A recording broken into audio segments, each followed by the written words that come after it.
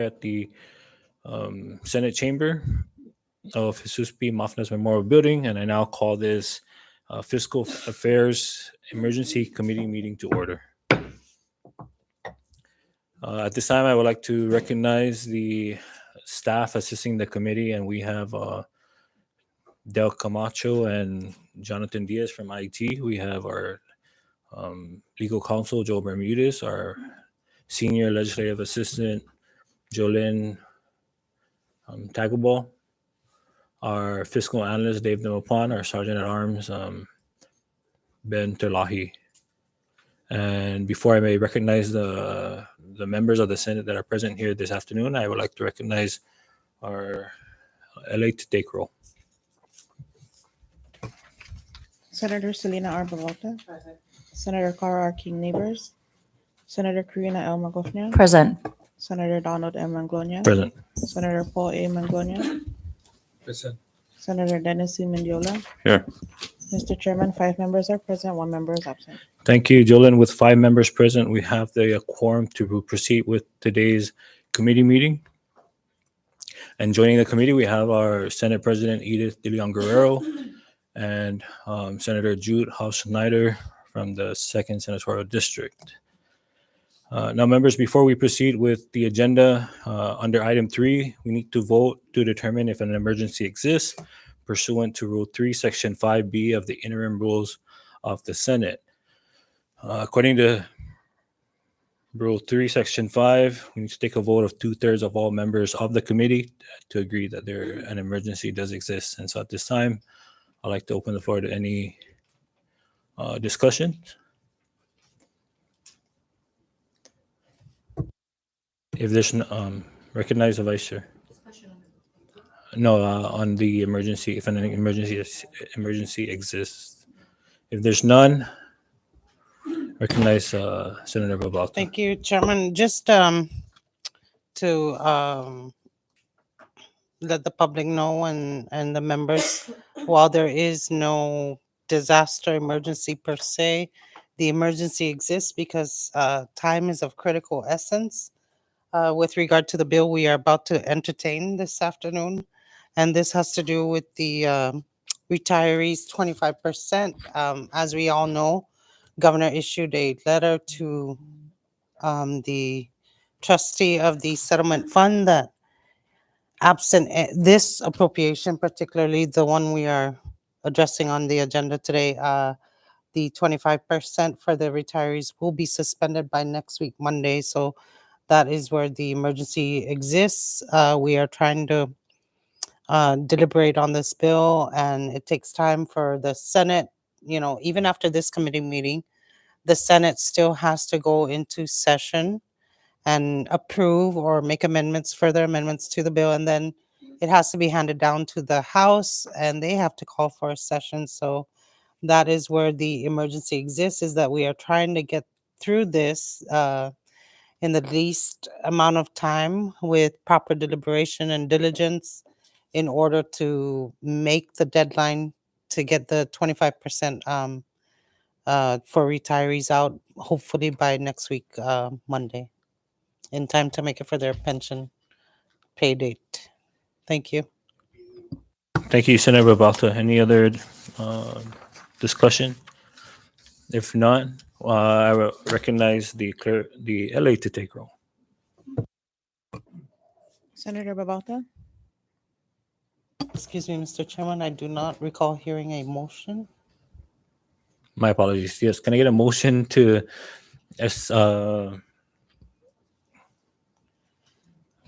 Oh,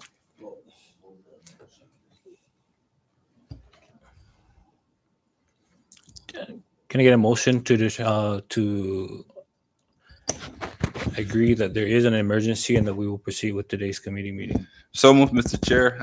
I'd like to offer a motion for us to vote on the emergency handling of this bill so that we can push it and discuss it further. So move. All right, a motion was made and seconded. At this time, I recognize the LA to take roll. Senator Bavolta. yes. Senator Magofnia. Yes. Senator Manglonia. Yes. Senator Mendiola? Yes. Mr. Chairman? Yes. Mr. Chairman, all 5 members present voted yes. With 5 of the 6 members present voting yes, that meets the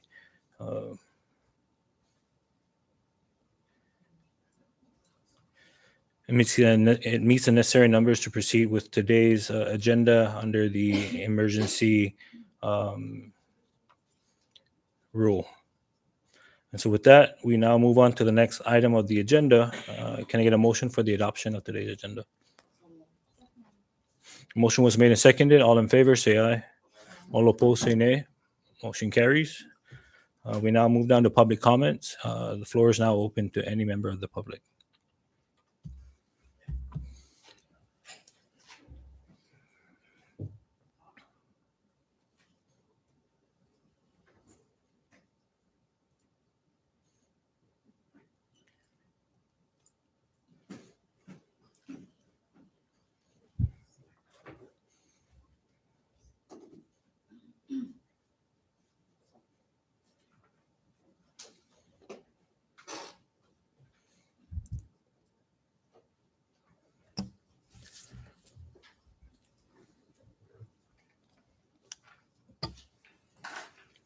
Good afternoon, Mr. Chairman and member.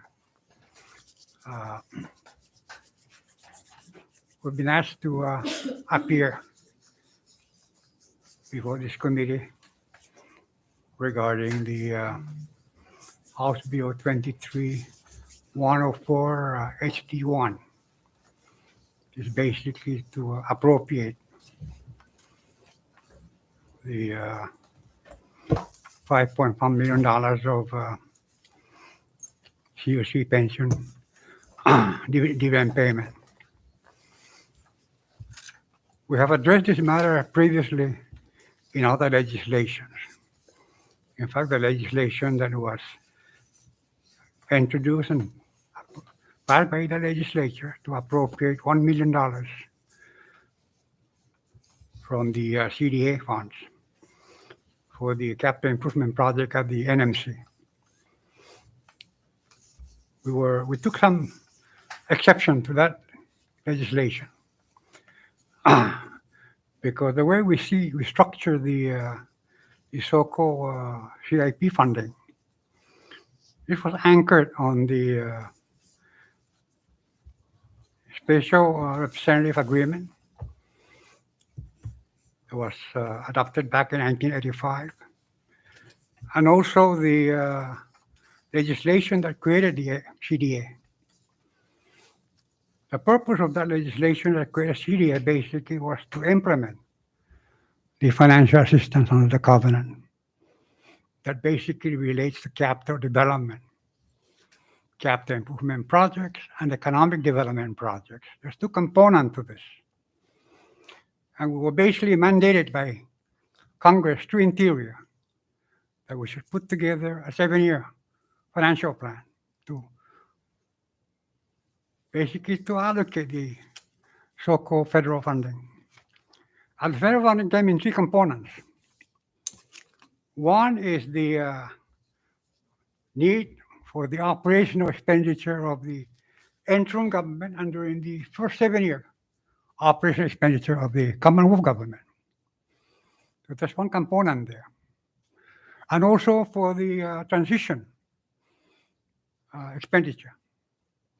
As we move from the approval of the covenant, approval of the Constitution, and the implementation, inauguration of the first government, 1978. The covenant was approved in 1975, but it took 3 years to get this thing going. And during this time, I served basically as a negotiator of the covenant that resulted in the approval of that document as a signatory. And I was very involved in the economic financial aspects of that agreement. Okay, just to give you some hindsight on this. When I walked into the negotiation, there was already agreement on a number of things that relates to economic development and financial aspect of the covenant. including the fact that there's already an agreement for the lease of the Tinian land, the military thing. Okay, figures there. I was very disturbed when I saw some of this thing, at least from the economic side of things. I wanted to understand that during those days, there's only 12,000 population here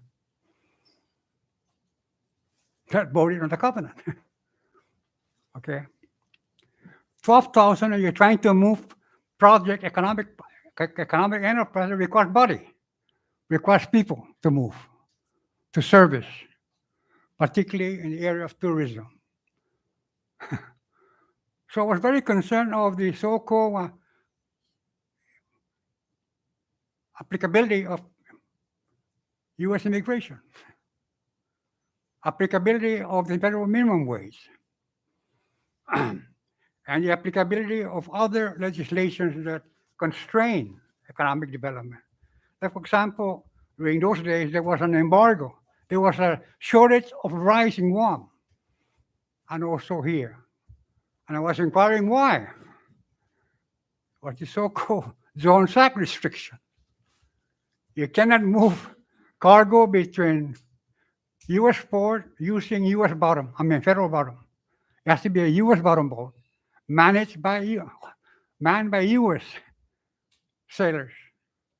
Okay, so I wanted an amendment of this, or an exception for it. We were able to do that during my involvement. We were able to also to do away, or at least waive, the applicability of the immigration law. Immigration would apply, would be exempted from the U.S. immigration, and CNMI would have its own control of immigration. And of course, the third one is the foreign the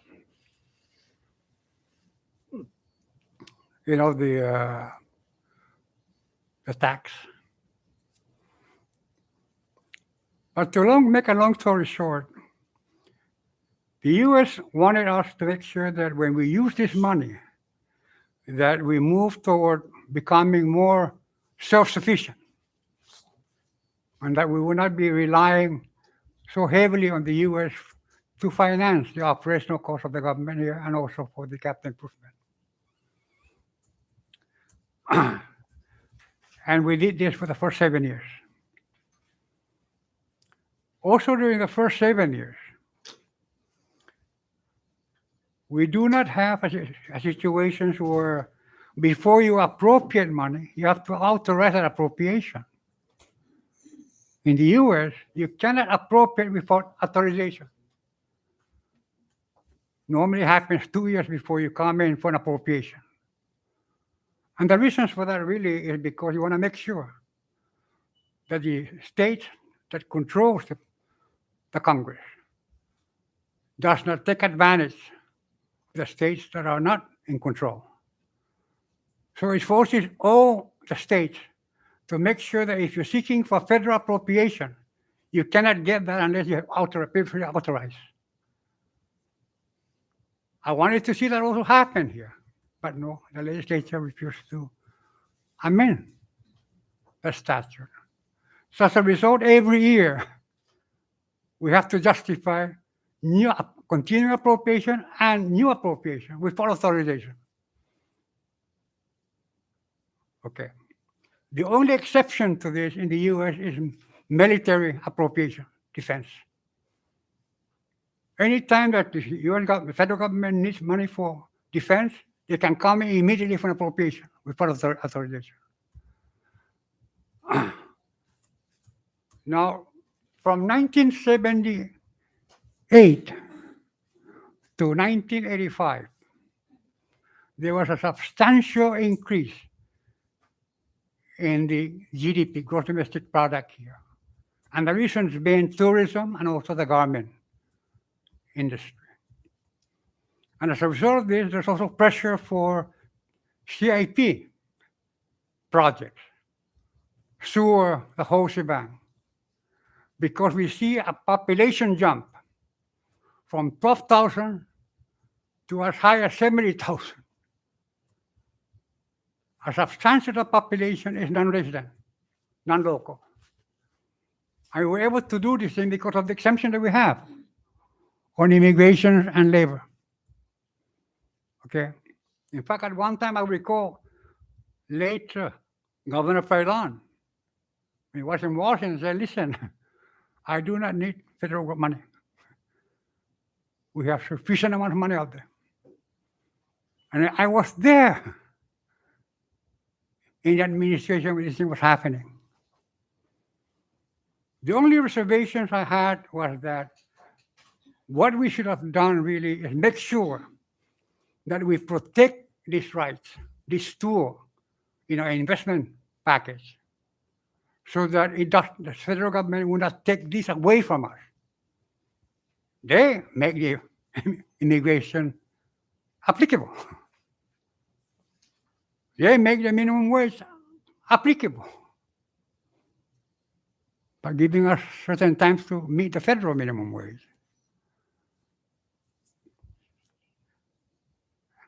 And of course, the matter regarding funding. We were able to use the first 7-year funding, covenant money, to lever that money so that we can go out and float bonds, access the bond market, so that we can receive this money upfront, as opposed to receiving this money every year for the next 7 years. As a result, we have substantial amount of cash flow at the very beginning, guaranteed by the U.S. covenant allocation to cinema government. And what do you see? Tremendous amount of capital improvement going on.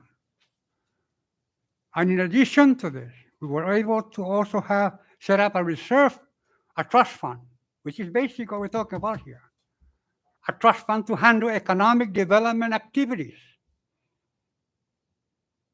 Economic development activities is different from capital improvement project. Capital improvement project involve construction of facilities, highway, sewer, the whole shebang. And under the covenant, all the three senatorial districts is given a minimum allocations of that grant. 1.818, so forth. But on the economic development component of this money, CDA was basically given the funds to go out there and lever this money so that you provide a loan arrangement, a credit facility for projects that is income producing, not project that is not income producing. And the payment from those projects goes into the revolving and created this thing. You notice that in my report to one of you recently is that there's no money available now under the covenant CIP component. Zero. Fully exhausted. Over $140 million of covenant money was deployed, in addition to the so-called interim financing that we provided for the correctional facilities and so forth and so on. Okay. But we also provided funding for income-producing capital projects, infrastructure projects. And that's where we come in the CUC and CPA. There's only two entities that access that funds. They're income producing and they relate to capital improvement. Okay. CPA was able to pay us CDA, fully paid. CUC basically reneged to honor the loan agreement for the longest time. So we took them to court, so forth and so on. And eventually, we struck an agreement, a settlement agreement, which resulted in so-called preferred stock agreement. Basically, that agreement essentially saying that, listen, while you owe us over $160 million, we reduce it down to $45 million and wipe the difference, write it off. But on the $45 million, I want you to convert this thing into an equity. I want to take an equity position on in CUC. And that's why they call it preferred stock. It's an equity thing. It's not a loan. I own part of your assets as a stockholder, but preferred stock, not as a common stock. So that if anything happens to CUC, the creditor for the first access, a second access, the preferred stockholder. The third basically is regular stockholders. That's how this thing operates. But I can understand where the legislature predicament now. If I were in your shoes, I would have moved to use this so-called covenant dividend money to handle the retirement. You're talking about retirees here. Okay. But a number of things that have been bothering me. You see, the retirement, the pension payment involves 100% payment to whoever's entitled for that retirement. But the CNMA government agreed to settle a 75% payment. Why? Why 75%, not 100%? First question I ask. But when you look at the financial statement of the settlement fund, you're going to see there, they call it restricted transfer, $13 million, which is basically the 25%. It goes to them. The equation of a pension arrangement is that whatever you put in terms of contribution, employer contribution, plus return on investment of the assets you're holding. You add that thing up, subtract the payment, the benefit payment, and operational cost, and if the answer is positive, you're making good. When the answer is negative, you have problem with cash flow. But look at it. You've been making there's a net cash flow here, at least on 2023 or 22 financial actual report. I saw this figure. And how was it possible that they have a $2,000 positive cash flow? Why? Because the investment component that they're holding generates sufficient amount of interest income, to provide that cash flow. My problem here is how is it people do not read at this thing? So every time I appear on something, I feel frustrated because this is supposed to be a very simple scenario. Let me give you another one. When I look at the financial statement, there's three components to the financial statement: cash flow, income statement, and profit and loss. Profit and loss deals with 12 months operational costs. Cash in, cash out. Income in, expenditure for 12 months. Okay? The next component, operational income statement. What comes out, but what else? There is this component, so-called the accrual. Accrual, you can accrue expenditure like what CSC has been doing for the longest time. They have been accruing the accounts payable to CUC for the longest time. I continue to accrue. Okay? My question is, how much money, how much cash flow is coming in and going out? So anchor this thing on cash flow. I'm not interested in so-called accrual because it depends on how well you try to collect. Another thing that I wanted to also share with you is that I used to be a board member of CDA when I retired. And I never actually gone into this so-called financial situation. SPS here, when I first got in. And I asked for the audited financial statement. Audited financial statement, okay? I'm not interested in any other document. I want that statement. Verifiable. What What does that document tell? Related to me. The CDA was basically insolvent. Insolvent. Cash in is less than cash out. So how do you correct this? You correct this by building a cash flow ahead of the fiscal year they're supposed to expend this thing. So from that time on, it was amended by CDA board. And my former chairman is there. Okay? You cannot exit a fiscal year without at least 2 years of cash flow in advance for operations. Now, how is it able that we could do that CDA and no other agencies in the government that are income producing? Why? Because accountability. You've allowed things to continue to accrue when you know it's uncollectible. And when you're ready to write it off, what happened? It affected your balance sheet.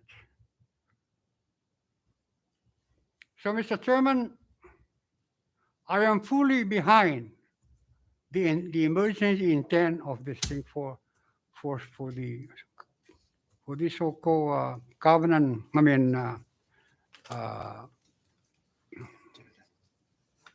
Dividend payment to be used as an interim. But I'm hoping what will happen is that as we exit this thing, number one is that I would like to basically explore over the next 2 or 3 months while we're addressing the issue of the pension obligation bond to get this issue into that negotiation, into that collaboration. Because as I said, there's really no reasons why we cannot combine the commitment by the CNMI government for the retiree by incorporating not only the 75%, but the 25% as well. And be able to come back here and say, all right, going forward, because the casino situations went belly up, the other cash flow sources is not reacting as well. So let's try to find ways to do this thing, maybe even dedicate part of this money. Go out there and like we did with the pension obligation payment, in 2000? To Bank of One? 2020, we went to Bank of One and borrow money for 2020 for 25 million for the pension obligation for that year. There's really nothing that would prevent us from going to the Bank of One and listen, refinance. They have agreed to refinance the debt. I received a notice from the Secretary of Finance that they've agreed to refinance the existing debt of 25 million. It's about $22 million outstanding on that for the duration of the amortization. It was amortized for 15 years, payable in 5 years. There's really nothing that would prevent us in the refinancing arrangement to incorporate this $5.some million as a repayment on this thing, so that we maintain the integrity of the CDA revolving trust fund. Because the only vehicle that I see that is available for us either provide us leverage on entering financing or even provide a vehicle for that financing to be converted into a bond, like what we did Bank of Guam loan. The Bank of Guam loan basically is an anticipation of a bond, of a pension obligation bond flow. That's why we call it pension obligation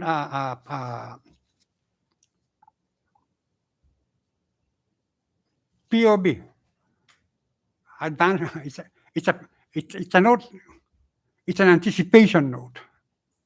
In anticipation of floating a bond, we go out and obtain a short-term financing.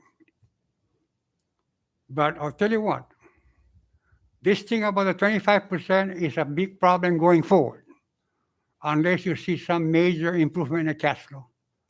So my thinking is that if you cannot do it by equity, go out and leveraging by borrowing, and then amortize that borrowing for as long as necessary. And during this period, I am hoping that we will collaborate with the legislature to amend certain things that created this problem for us. Number one, we cannot go out there and borrow money to defray operational expenses. Come on, man.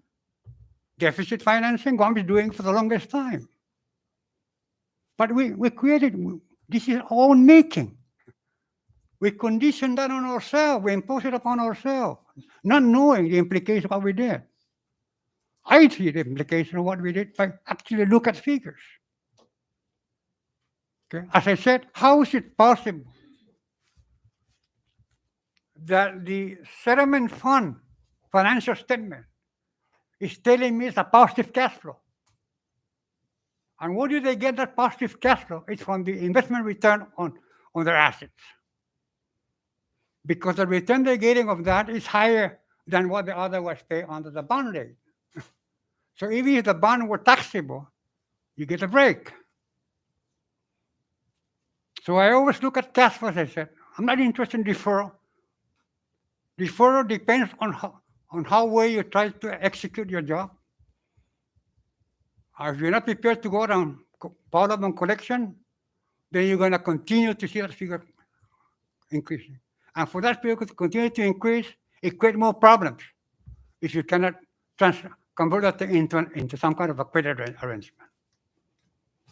There's only one way for us to make money is to access the credit market, because the credit is compounding. Can you imagine a compounding interest on interest?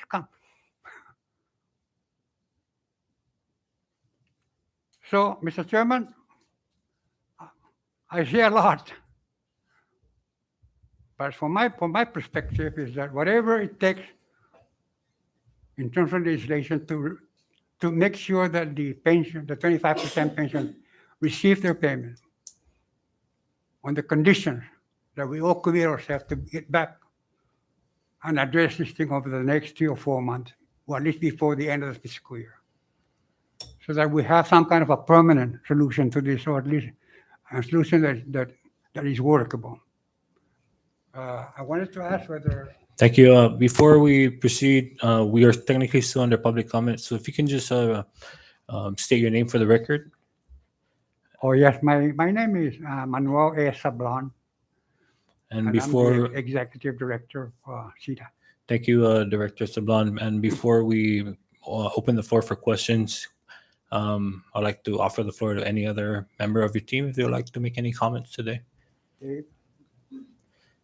If there's none at this time, we will close the public comment portion of the agenda and move down to new business and up for discussion.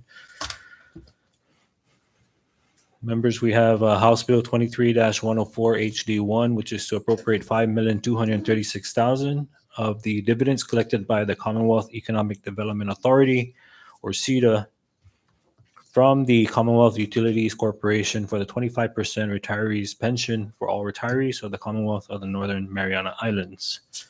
At this time, members, I open the floor for any discussions amongst the members. I recognize Senator Paul Manglonia. Thank you, Director, for that historical presentation, and I think the other members here who are young and new to the history appreciate that so much.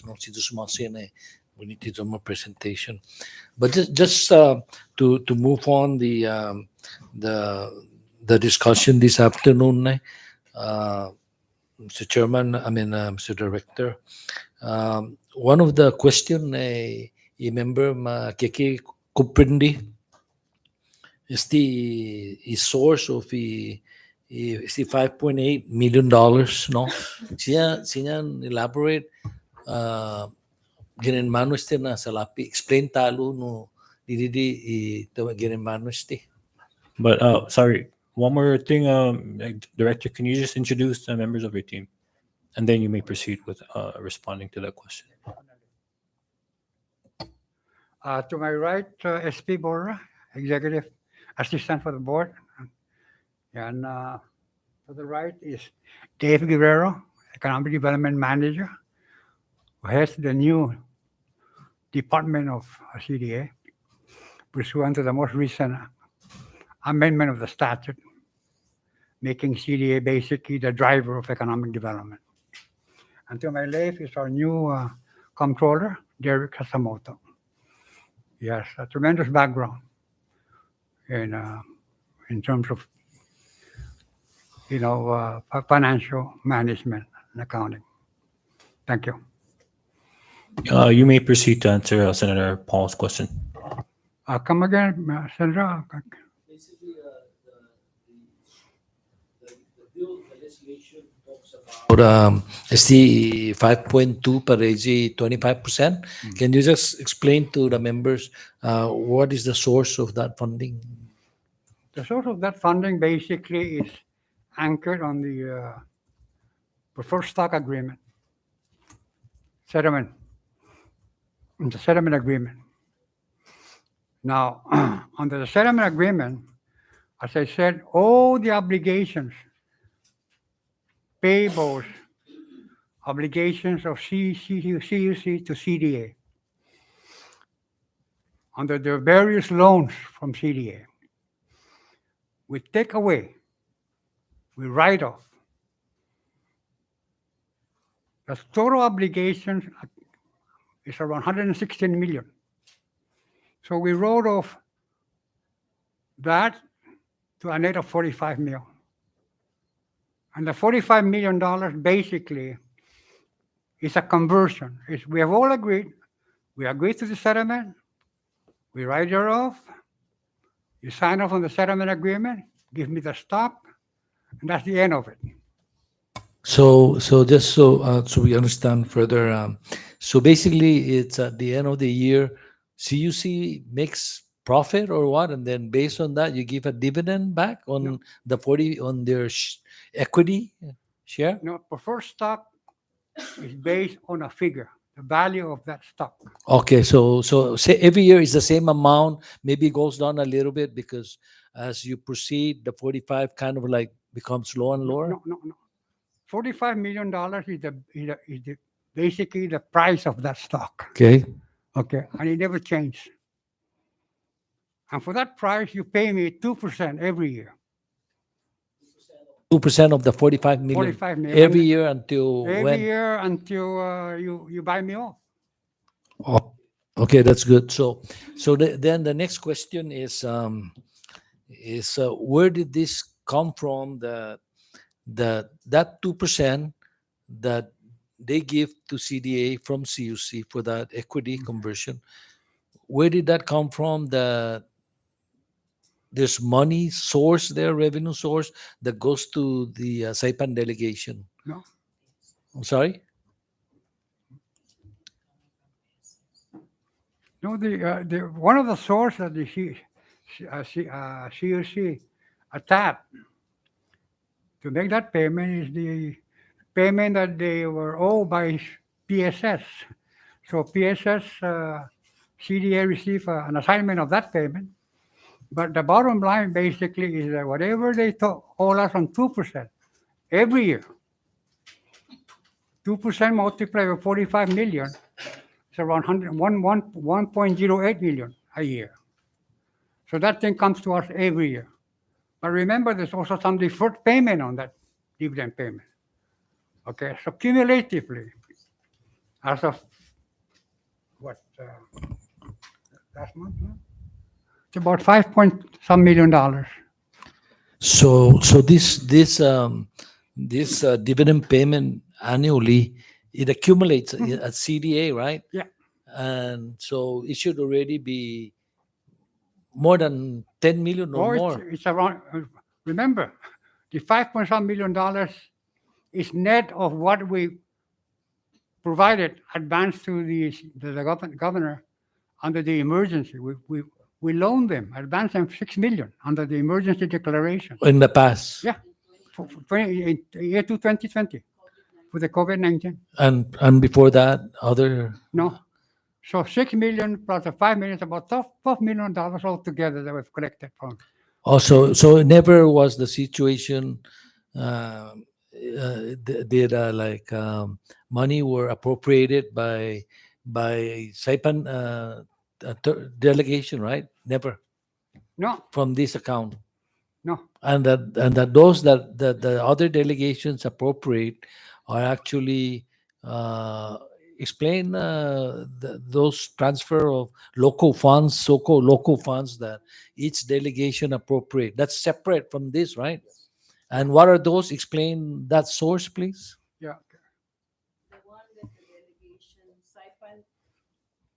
Saipan, Tinian, and Rota appropriates are from a different account, which is what we call CIP, Capital Improvement Fund account, which is also being held by CDA. Those are the interest earned from the 140 million that we issued in 1986. We earned close to about 24 million, and that continue on to fund the CIP projects for all islands. That's a separate one. The CUC dividend account is separate. The CUC dividend account was built up only starting in 2016 when CUC started to pay the dividends. So we accrued more than 12 million, but in 2020, because of an emergency declaration, that the governor has the reprogramming authority to tap funds from all sources, has taken 6 million out of the CUC dividend account with a promise to pay back. So let me just understand this. So from that account that you normally give the various delegation based on a percentage, you took the money from there to pay the dividend to CUC? No. No. So how was CUC able to get this money when they're in the The CUC, okay, red CUC all the was, time? the CUC was able Yes. to arrange a payment on as a dividend payment to CDA from the money that they received from PSS. Okay. Linear. All right, I get that. Yeah. So again, just for clarification, there's been only once in the past since 2016 that we use the money from that, right? And so this is going to be the second time. This is the third. Third time. The second one was the 1 million that the legislature appropriated for NMC capital improvement projects. Also, it's very clear then that this money, the dividend account, has to be by the Commonwealth Legislature. Yes. Approved. All right, thank you, Mr. Chairman. I recognize Senator Babauta. Thank you. Piggybacking off of Senator Paul with respect to the 1 million. Isn't it true that the SNIL, Saipan delegation appropriated that, not the full legislature? Yeah. So it's not the It's CNMI true. legislature that, Yeah, it's a Saipan local law. Yes, that's correct. you mentioned that in 2016 you had accrued approximately 12 million from the CIP fund account, Um, from the CUC dividend, I'm sorry. no, they start paying the dividend Oh. payment in 2016. And then that's then when we the, built it up. Yeah. So Yeah. up to in 2020, we were able to have already close to 12 million. and that was what was used to advance for COVID. Was that ever paid back? No, not yet. But it was confirmed as a payable by the government Mhm. to CDA, was recognized as a payable in their audited financial statement. And we also recognize that as Sure. receivable. I was Let receiving- let me also add that In in the budget. 2020 budget, there's an appropriation to CDA of 5 million under the APA money, but we never received. It was appropriated by the legislature. So how much, I just want to ask, how much is receivable on your side with all this? The 5 million from ARPA appropriation or? The only receivable basic is what we advanced the government because of the COVID emergency Oh, I declaration. see, I That's see. the only amount. Okay, you mentioned about deferred payment. Why would there be a deferred payment? Well, because what's happening is that they were not able to pay, Yes. okay, but they should be able to pay given Later. give them a deferment of say 5 years or 10 years or 15 years. So they asked for that deferment, so we approved that deferment. And during the deferment period, there's no interest accrued. It's a very lucrative arrangement. But even with that, they were not able to pay. So that's why we took them to court. Moving forward, would that, be in the best interest of CEDA?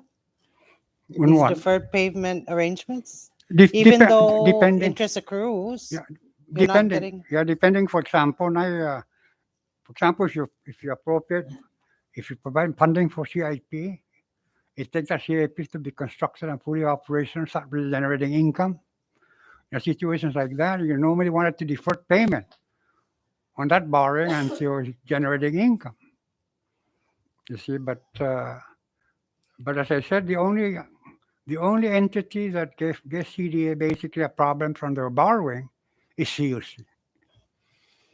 Okay, how is it possible the CPA was able to pay their obligation? Because and they fully paid. There's no concession there. I'll defer the answer to that too. Yeah. So you see, but one last question.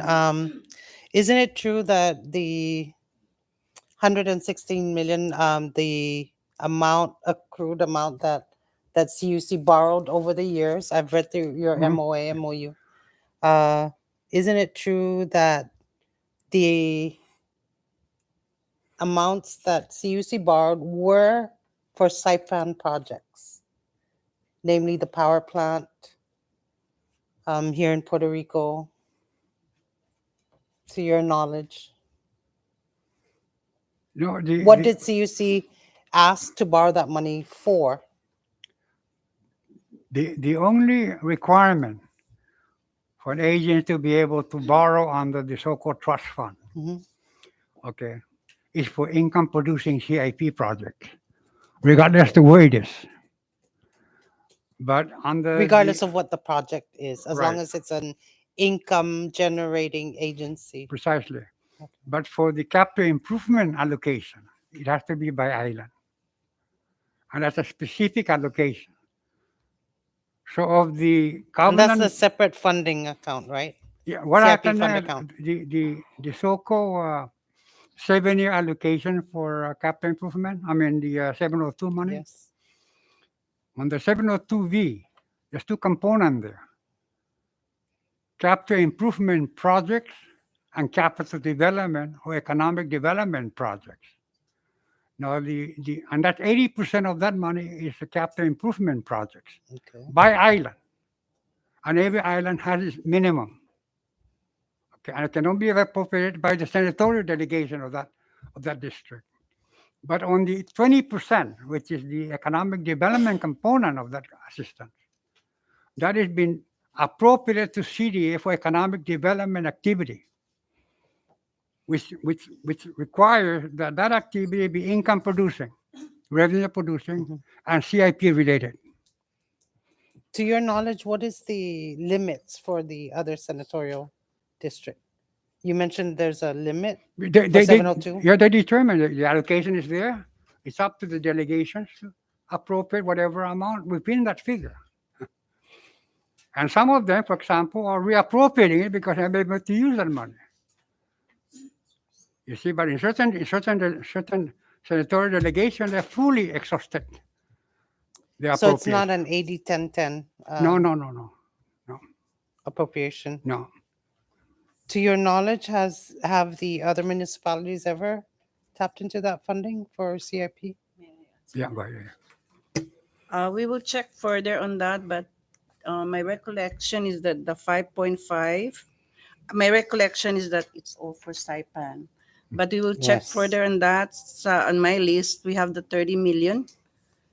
30 million is the first loan to CUC. The next one was 16 million. Yes. 30 million was for power projects. So In Saipan. yeah, in Saipan. That's what I'm thinking, whether it's Saipan or the three islands. The 16 million was for water projects, and I think it's also for Saipan.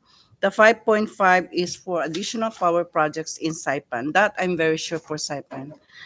And then there is the 10 million, which is a payment to Mitsubishi, which is Yes. again for Saipan. The generators. Yeah. Yes. So we will check further on the 30 and the 16, but these are all written off. The 30, the 16 was all written off because they said it's not generating revenue. Because I'm sorry, the 16 and the interest earned and for wastewater, this all written off. And so they just converted 45 million. That's only Into for the power. desktop. Okay. So your concern is kind of like, is it for Saipan only? The projects I that think were it's funded only by for this. Saipan. Yeah, Um, that's the 45 million converted into equity. One last question. The initial 702 funding, the 7-year funding, right? Isn't it true that the CNMI or CEDA, then EDLF, did not receive 58 million from the initial 7-year or the second 7-year project? On It's the the second second, 7-year funding for 702. that's true. So what's how do we go about collecting that? We tried tried. many times. The board of directors of CDA tried many times, written to the governor to remit the 25 point some million that were short, not given in full to SIDA. We're supposed to receive 25.2 million, but we only received 4.3 million. Do you have This is the documentation on allocation that? from the federal government. OIA. Yeah, from Yeah. the OIA. Do you have documentation on that?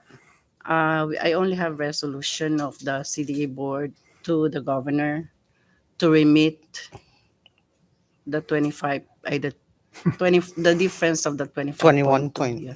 Okay. Yeah. Thank you. I yield, Chairman. Thank you, Senator Bavalta. I recognize Senator Mendiola. So I just wanted to clarify because I know she was asking about the municipal level or the delegation. And so I just wanted to clarify if the delegation can actually, under the CIP, access those and appropriate funding. Because I was kind of confused between Mr. Sablan's answer and your answer. So can the delegation appropriate the CIP portion of that funding? The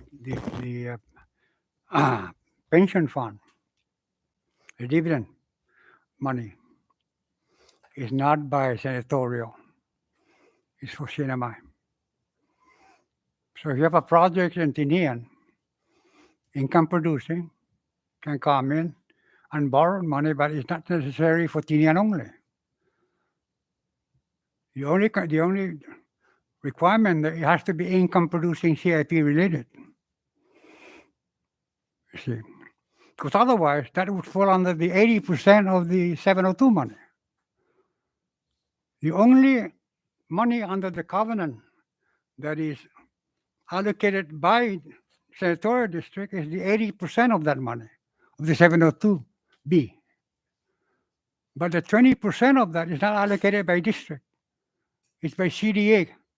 And that's what they call the revolving trust fund. So the loan that we provided to CUC includes not only CIP,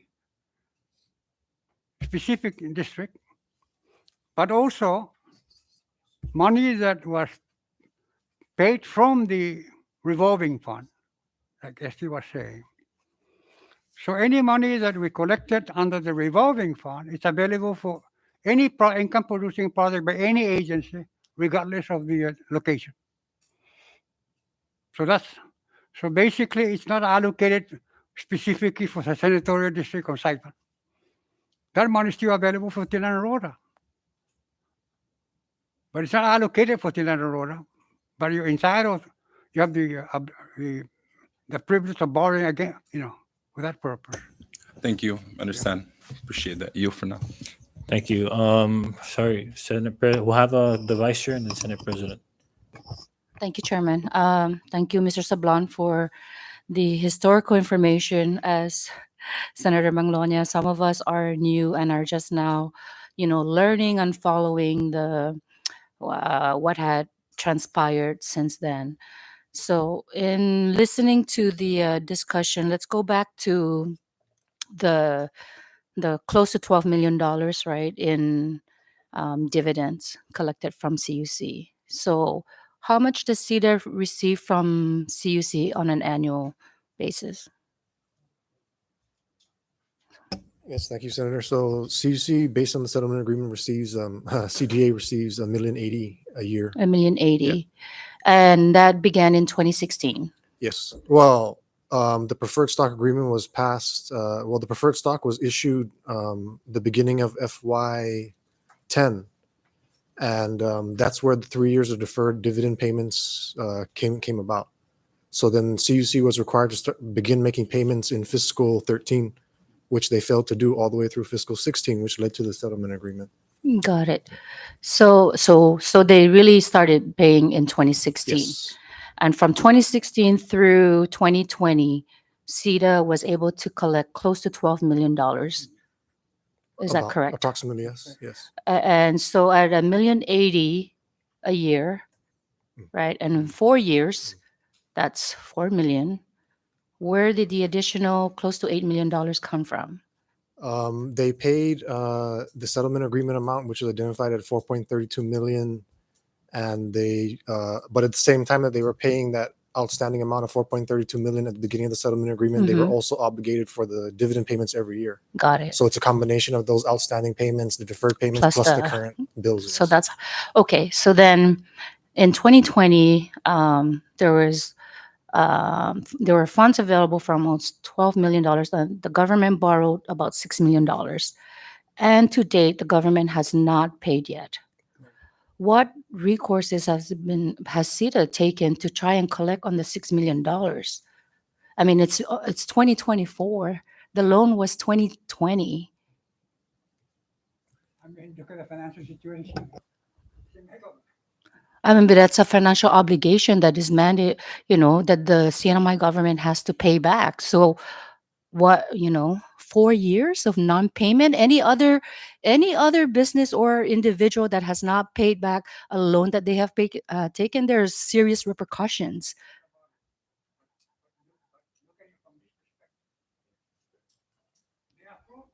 They appropriated $5 million for CDA in 2020. Okay. Appropriated, but they never allowed it. So that the $5 million was to offset the $6 million Right, loan. precisely. But again, so the government took out a loan for $6 million. The government appropriated $5 million and never paid. But then they would turn around and try to appropriate $5 million, which they never transmitted. I mean, what a slap in the face to CEDA. That's what I'm saying. You see, anytime you do that, you take the leverage away from CEDA. Absolutely. You know, if I have a $4 million now, okay, I could go out and lever that $4 million to generate additional income by borrowing against that, Absolutely. by leveraging it, Mhm. collateralizing that money, like what we did with respect to the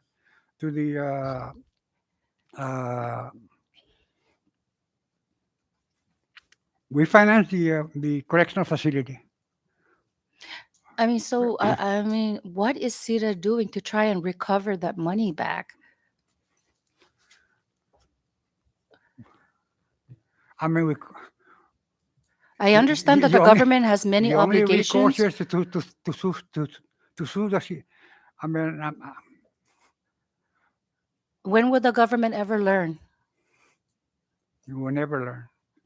I mean, how can the government take accountability and responsibility, especially with regards to their finances, if no one is holding them accountable? So they can go and borrow money from MPOT, from CEDA, from wherever, and not pay it back. I mean, this is why we're in the situation that we're in right now, because nobody is holding the government accountable. And this has to stop. But I mean, we're not talking, $100,000. We're talking millions of dollars. And CEDA is not the only entity that the government owes, right? It It would be owes. nice. It would be nice if there's a legislation saying that if government owes CEDA, that the government is you I mean, know? I understand that. We could do a legislation for that, but would that hold any water? I mean, a loan itself is legal enough, right? To take them to court and sue them and so they can recover the money. What legislation would, what good would a legislation do if they cannot even fulfill a lot of the mandates that are in a lot of the legislations that we pass here at the legislature? I mean, what good would that do? We're gonna do a legislation to say the government owes CETA this much, please pay up. How is that any different from a loan that they signed off? It's a legal tender document, similarly to a legislation. The Well, this question is what is CETA gonna do to recover and collect those monies? we do not have basically the power to do that. Why not? Why? Who? You cannot take them to court. You want CETA to take the court, the CMA government to court? So the government is exempt from taking out loans and repaying it back because they're the Look at what's government. happening now here. If you ask me for my opinion, for my positions, personally, with respect to the 25% benefit payment, I mean, benefit payment is not an economic development I agree. component. I agree But with I you. have to agree to find ways to help because there's people there that will be subjected to a major I problem. understand that, Mr. Sablon. We have to look at the issues at hand, okay? There are two things happening here, okay? I understand, and I know this is probably going to come off really insensitive and lack of compassion to the retirees, and I'm going to make it very clear right now, okay? For those who are listening in, please know I am not against finding the resources to pay for the 25%.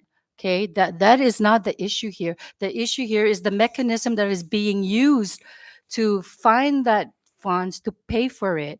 And as you know, as elected leaders, we have to do our due diligence. And we're not just gonna rubber stamp something that comes to the Senate because it's the right thing to do because we are going to help the retirees. That is not a question. I am not disputing that, but it's the way that we are going about to find the resources to pay for it. So for those who's going to come out and attack me, I'm just going to tell you right now, that please understand that we as elected leaders are held to at a very high standard, and we are expected to do our due diligence and ask the right questions. And so, this is not the first time that the government has entered into, this kind of situation where they owe money and they're not paying up. And the question is really, is the government above the law? They can just go out and do whatever they want to do and not be expected to, pay up just like everybody else. At some point, that has to stop. I don't know who's gonna take them to court and sue them. But they gotta learn sometime. And I'm not attacking CETA. I'm just trying to understand what is CETA gonna do about the $6 million that the CNMI government has borrowed from them and has yet to pay. Try to come back and appropriate money using ARPA to offset that loan and has failed to do so. I mean, how much more can CETA take? So I guess that is my comment to the question that was brought up, about the $6 million loan payment. I see that our legal counsel is not here to answer the question that I have before, with regards to the bill. But I think it's so important and crucial that before I even start asking questions on the bill itself, that we ask the fundamental question and establish whether or not this appropriation that was passed by the House is in any violation of the requirements of Public Law 5-20. Is it 5-37, right? Because after reviewing the public law that was referenced in 537, the comments that you have provided and the bill itself, I just cannot find the connection here to support the appropriation bill that's before us in the manner that it is written. I am reading your response on number 5, the understanding of the present uses of these funds, and CEDA respond by saying that CEDA maintains that the CIP dividend account must only be used as a revolving fund account for future capital improvement projects and for loans to revenue producing agencies such as CUC and CPA. We're talking about an annuity here on this appropriation. Where does the annuity fall into this? So it's not a question about wanting to help get the payment for the retirees. The question is whether or not it's the appropriate mechanism. And Council, I'm glad you came back because that's my question to you. Whether this appropriation bill is in violation of, Public Law 5-37. Probably not 5-37 because it's a statute. This bill says, notwithstanding any statute. Here's the problem. Part of the Article 3 under the Constitution, when you do a budget, you're supposed to include all this expenditure for the government, including the 25% for the pension. That's one of the problems if you look at it under the Constitution when it's established a budget. But here's a monkey wrench that created, and someone in the house saw this, so they're trying to do the same thing. Back in 2020, where the government borrowed $6 million for COVID operations. Is that income generating? Absolutely not. Then House Local Bill 23108, $1 million. Initially for NMC. Guess what happened? Subsequent to that, they reappropriated the money and gave it up for, I don't know, precinct projects. So go figure. So your question, yes, even Governor's Council pointed out to me yesterday. He texted me and usually is basing it on the Constitution under the executive branch that when the governor submits a balanced budget, it includes all the expenses of the government. And that includes the 25% for the pension. Okay, thank you for that, Council. Before I forget, though, you you stated that in the audited financials that the government um, shows that they actually it shows as a payable on their audited financials, right? Not as an expense. As of a confirmation dated October 2023, the central government to the Department of Finance confirmed that they owe CDA 6 million plus a little change. Okay, so it's a interest. payable, not an Yes. expense. Yes. Okay. Yeah. Thank you for the clarification. Now, when we go back to the bill, and under the findings and purpose, it says the legislature finds that the central government of the Commonwealth of the Northern Mariana Islands is in dire need of revenue to pay its obligation to its employees and inherited arrears to contracts that the government had entered into. Does the under obligation, does that, Council? Sorry. My question is, under that obligation, does that include the 25% um, fund in their purpose and findings? I mean, I guess what I'm trying to get to is whether or not really the 25% is a legal obligation of the government. It's not, right? Because the 75% is what was settled. The 25% is sort of discretionary on the government's part to pay out. And again, I'm not trying to be insensitive. I'm just trying to look at this realistically and really identify and determine what is truly, an obligation of the government. If you look at the settlement agreement, the only obligation that the government has, if you're gonna pay, because remember there's a group that opted out Sure. under that's what makes the the- settlement, and the agreement says if you're paying this group the 25, you need to provide money to pay the settlement fund members too. Okay. Is it an obligation? It sounds like no, because if you don't pay it to anybody, nobody. I mean, if you don't pay it to the people that opted out, you don't pay it to the ones in the settlement fund either. So, So is that an obligation? If you're an obligation means you have to pay. This one, do you really have to pay? it's discretional, right? I again, not to come off insensitive. Okay, I am a definitely an advocate, and I support the retirees in every way, but it, we are in a financial situation right now, and we have to be realistic. As Mr. Sablana pointed out, you got to take care of your finances. You cannot continue to go down this path and continue to incur and accrue liability after liability after liability. We just cannot continue to go down this path and get into situations like this, and See, the thing, Senator, is that what I'm trying to make some sense on.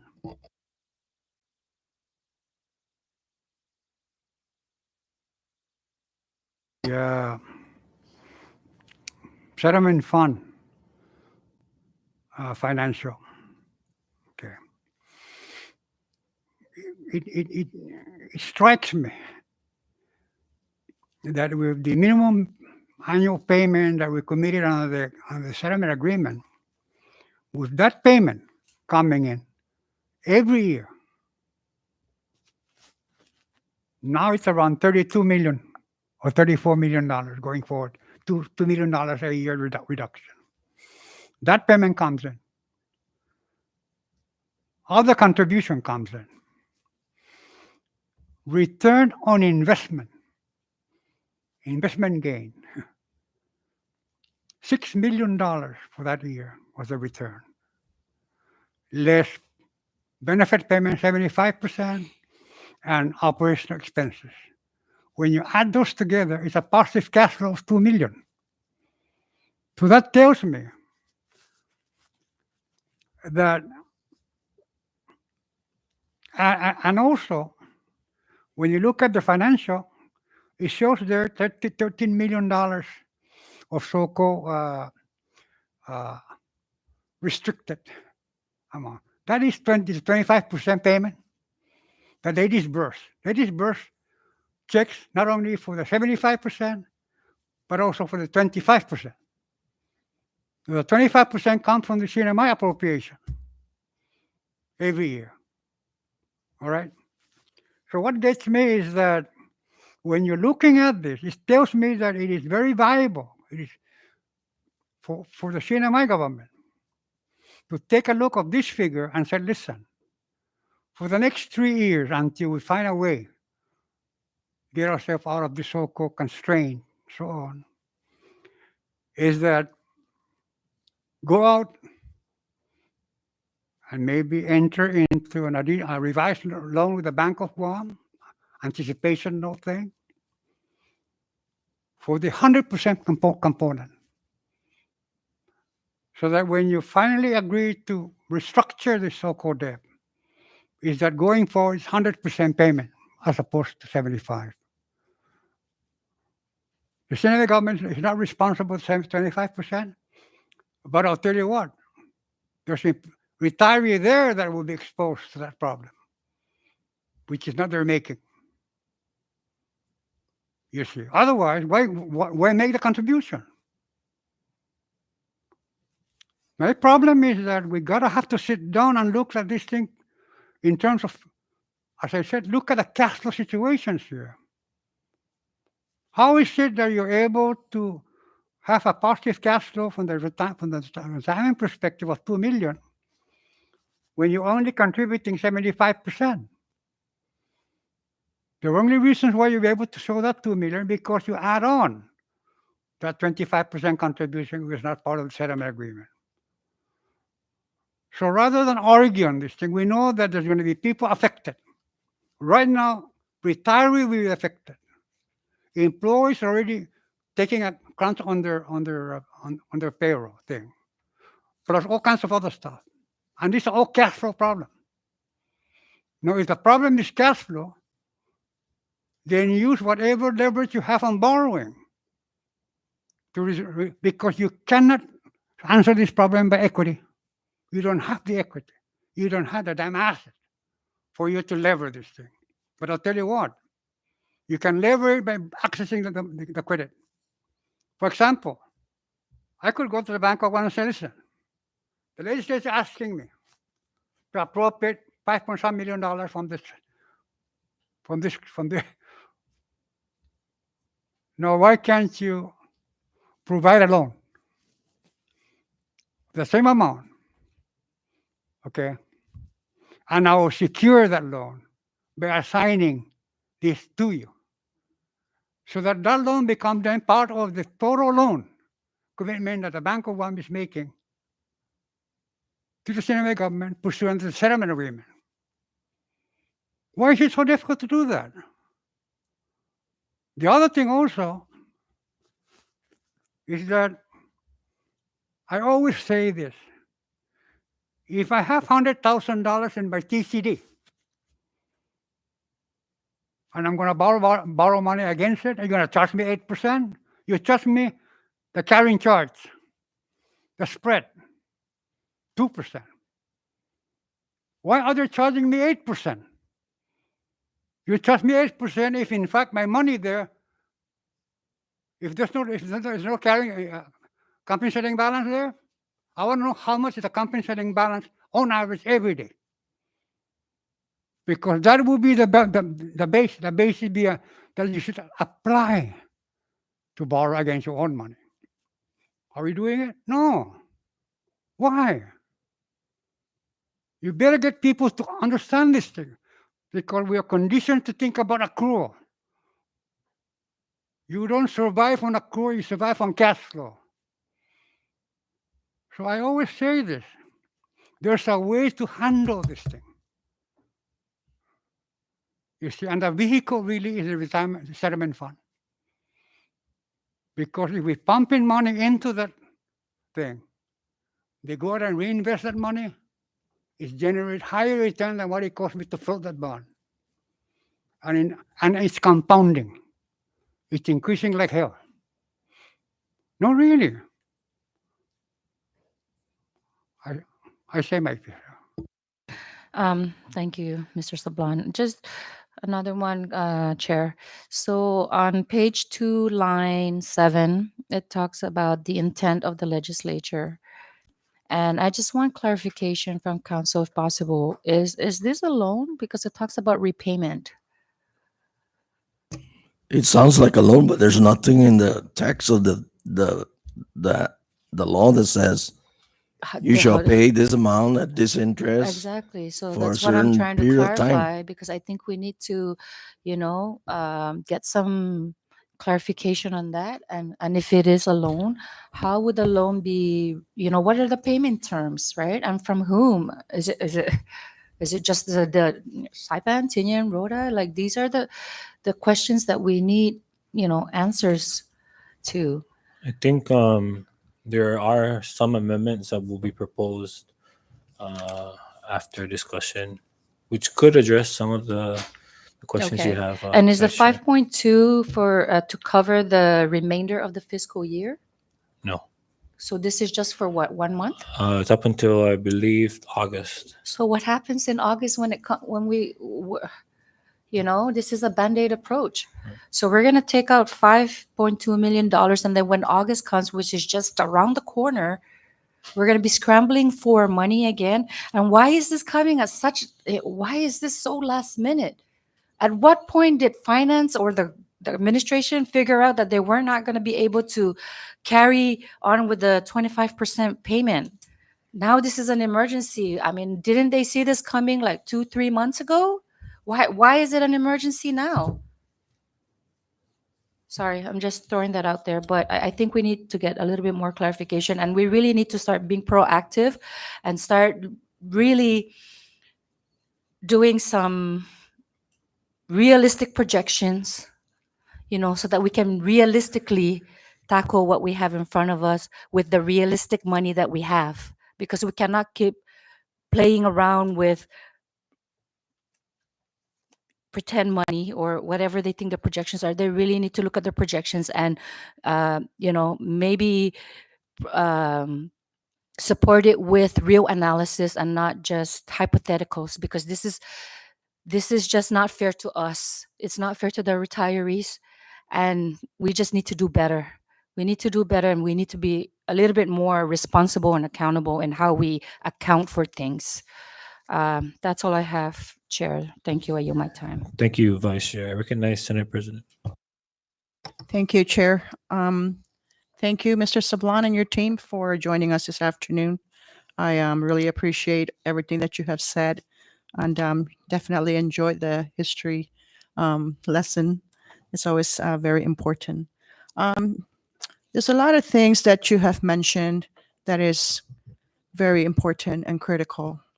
You use certain words as leveraging, and in the finance world, you make your money by using other people's monies. That's pretty much what it is, right? Right, exactly. And the usury rate.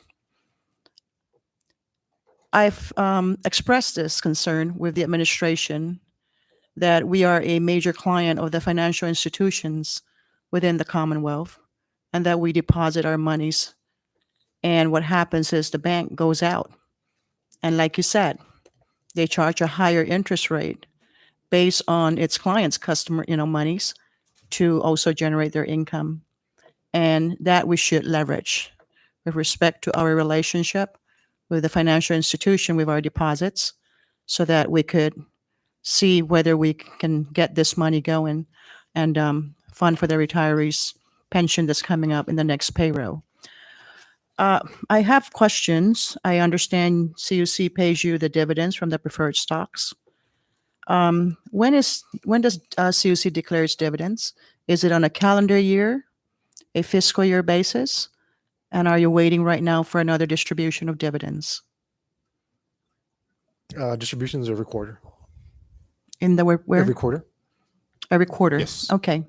So that's every 3 months it comes in? Yes. In increments? Yes. Okay.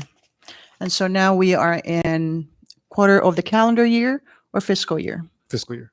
Fiscal year. All right. We are coming into the end of the second quarter of the current fiscal year, correct? Beginning third quarter. Beginning of third quarter. Yes. So have you received the distribution yet? For the April payment, not yet. Not yet. Okay. Yeah. And that's roughly how much? 270,000. Okay. So now I do understand that you have a laddered TCD investments currently, and considering, thank you for supporting the retirees' pension. I really appreciate that.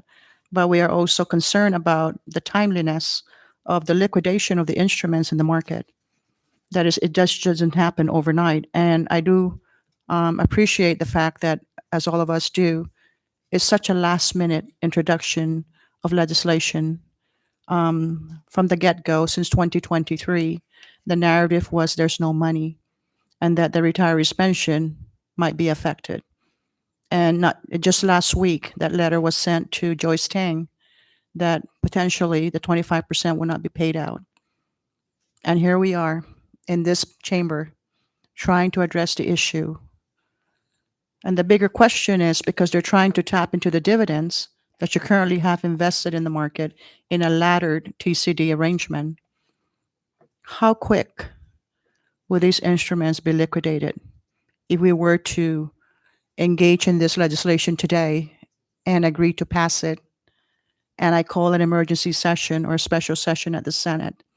What would be the time of liquidation that we could have this liquid cash in the bank account to send over to the general fund to pay the retirees' pension? Well, if our current investments if we have access to the secondary markets, then we could go out and liquidate the instruments through that mechanism. But barring that, we're just subject to maturity dates, which are currently about 6 to 12 months out. On that specific fund, I would say maybe 6 to 9, but there could be 1 or 2 or 3 instruments there that have a 12-month maturity. So it would really depend on whether we have access to those secondary markets or not. I can definitely make that determination. I report to the director, and if we do, then I can find out exactly how long it would take to convert them and get them back in cash. Okay, we're looking at payroll, April 15, just around the corner. And that would affect 25%. And so we're all actually now being pushed against the wall to make something happen. And right now, let's be very frank, the most liquid entity in the Commonwealth is yourselves and MPOT. In fact, I was just talking about that today, hours ago, to MPOT, that you and CEDA are the only liquid entities in the Commonwealth government right now. Just to add a little color on that, there might be some penalties too for Exactly. liquidating. Early liquidation of any instruments, investments, obviously, there's going to be some penalties that you're going to have to bear with, and subsequently reduces your capital access as a result of liquidating early. I should On also your mention that investments. we also face the risk of valuation, Correct. where when we liquidate early, we can risk not obtaining par value. So Exactly. We could, yeah. Right. And so let me ask the question. You mentioned earlier about you're supposed to get ARPA money of 5 million in 2020. When was the last conversation with the central government with respect to your ARPA funds? 5 million, the legislation calls for 5.2.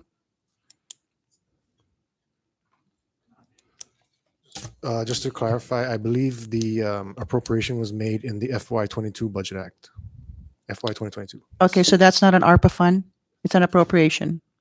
Sorry. Yeah, it's ARPA for sure, 2022, sorry. Okay. All right. So you're just not sure if, obviously, again, you know, what's going out there is that there's no more ARPA funds. Everything has been depleted. We have yet to see the evidence on that. I'll be very frank. I created a special committee yesterday about the $200 million of ARPA money. Because, you know, we need to align the obligations versus the 200 million that was invested in a trust account, just so that we could validate the statements that truly the ARPA monies have been totally depleted, and so that is why that is very important. Your bond proceeds, you generate earnings to date. I believe it's mentioned in your statement here. What are you currently yielding on your bond income? With our current investments, given we go on a performance period of calendar year, so given that we're just in the month of March, we're probably netting about 1%. But just to give perspective, for the annual return the previous year, we earned more than 4%. Okay. And that's every single instrument was FDIC insured. Pretty safe instruments. You Yes. don't go into a higher yield. No. Just so that you don't get into the Short duration, risk-free, yes. a greater risk. Okay. Now, you mentioned about the settlement fund, seeing their financial statement, having a positive cash flow, and utilizing the restricted cash of $13 million that pays out both 75% and 25%. Is quite obvious, right, Mr. Sablan, that it becomes a cumulative deposit into the portfolio, obviously, and after the fund takes down its expenses, it generates a positive cash flow. But you know what?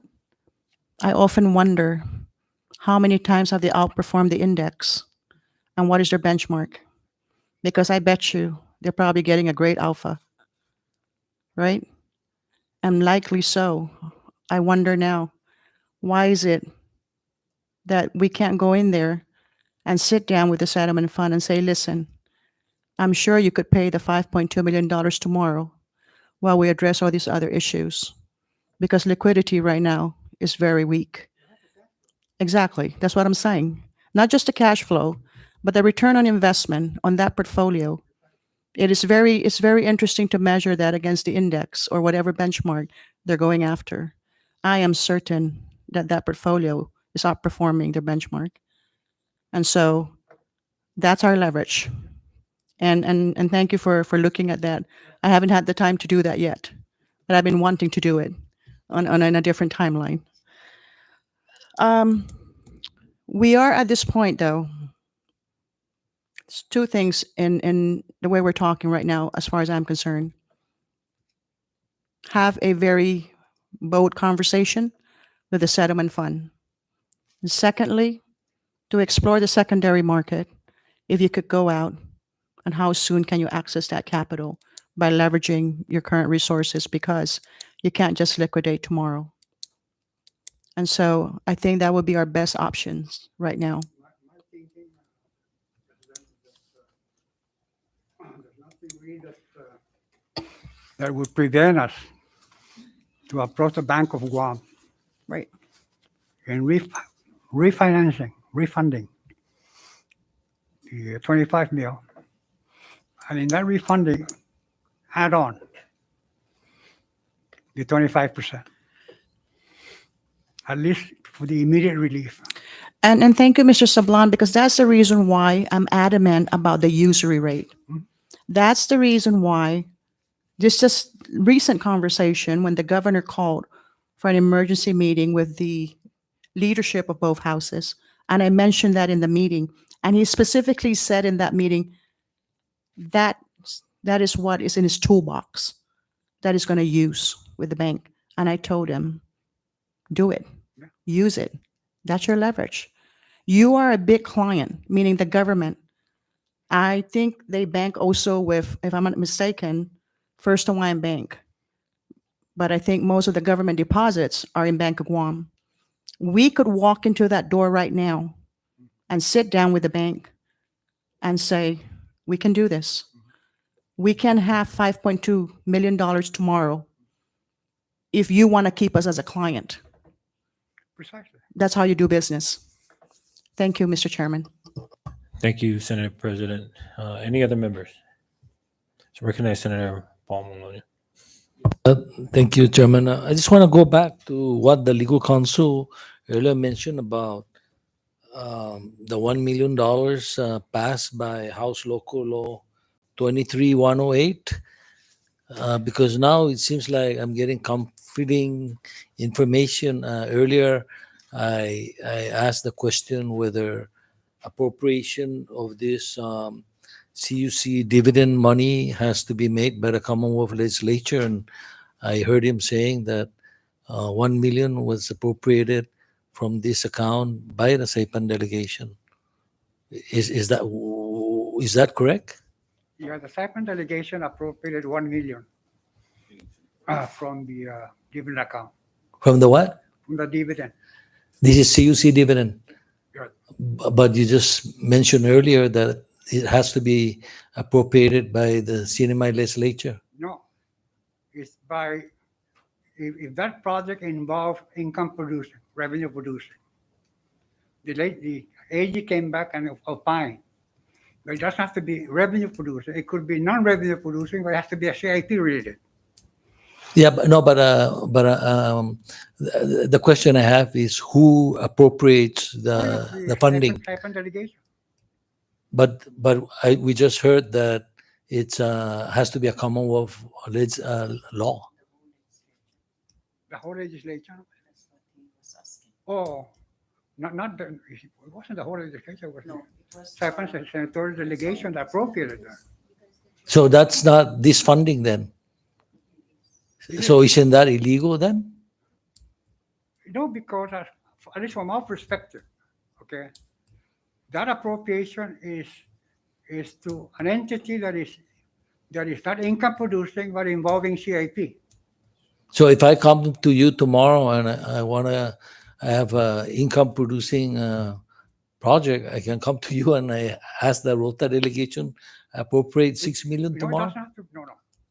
It's not by delegation. Okay? No, but you just But in this case, what they did is that the Saipan delegation appropriated $1 million. But the Saipan delegation does not have basically a priority use of that money. The priority goes to project that is income producing. No, the bottom line, Director, is if there's 12 million there, how do you how do you use those money? Who tells you? I mean, you don't need the legislature to pass anything. Can you just, you yourself, CDA, use that account?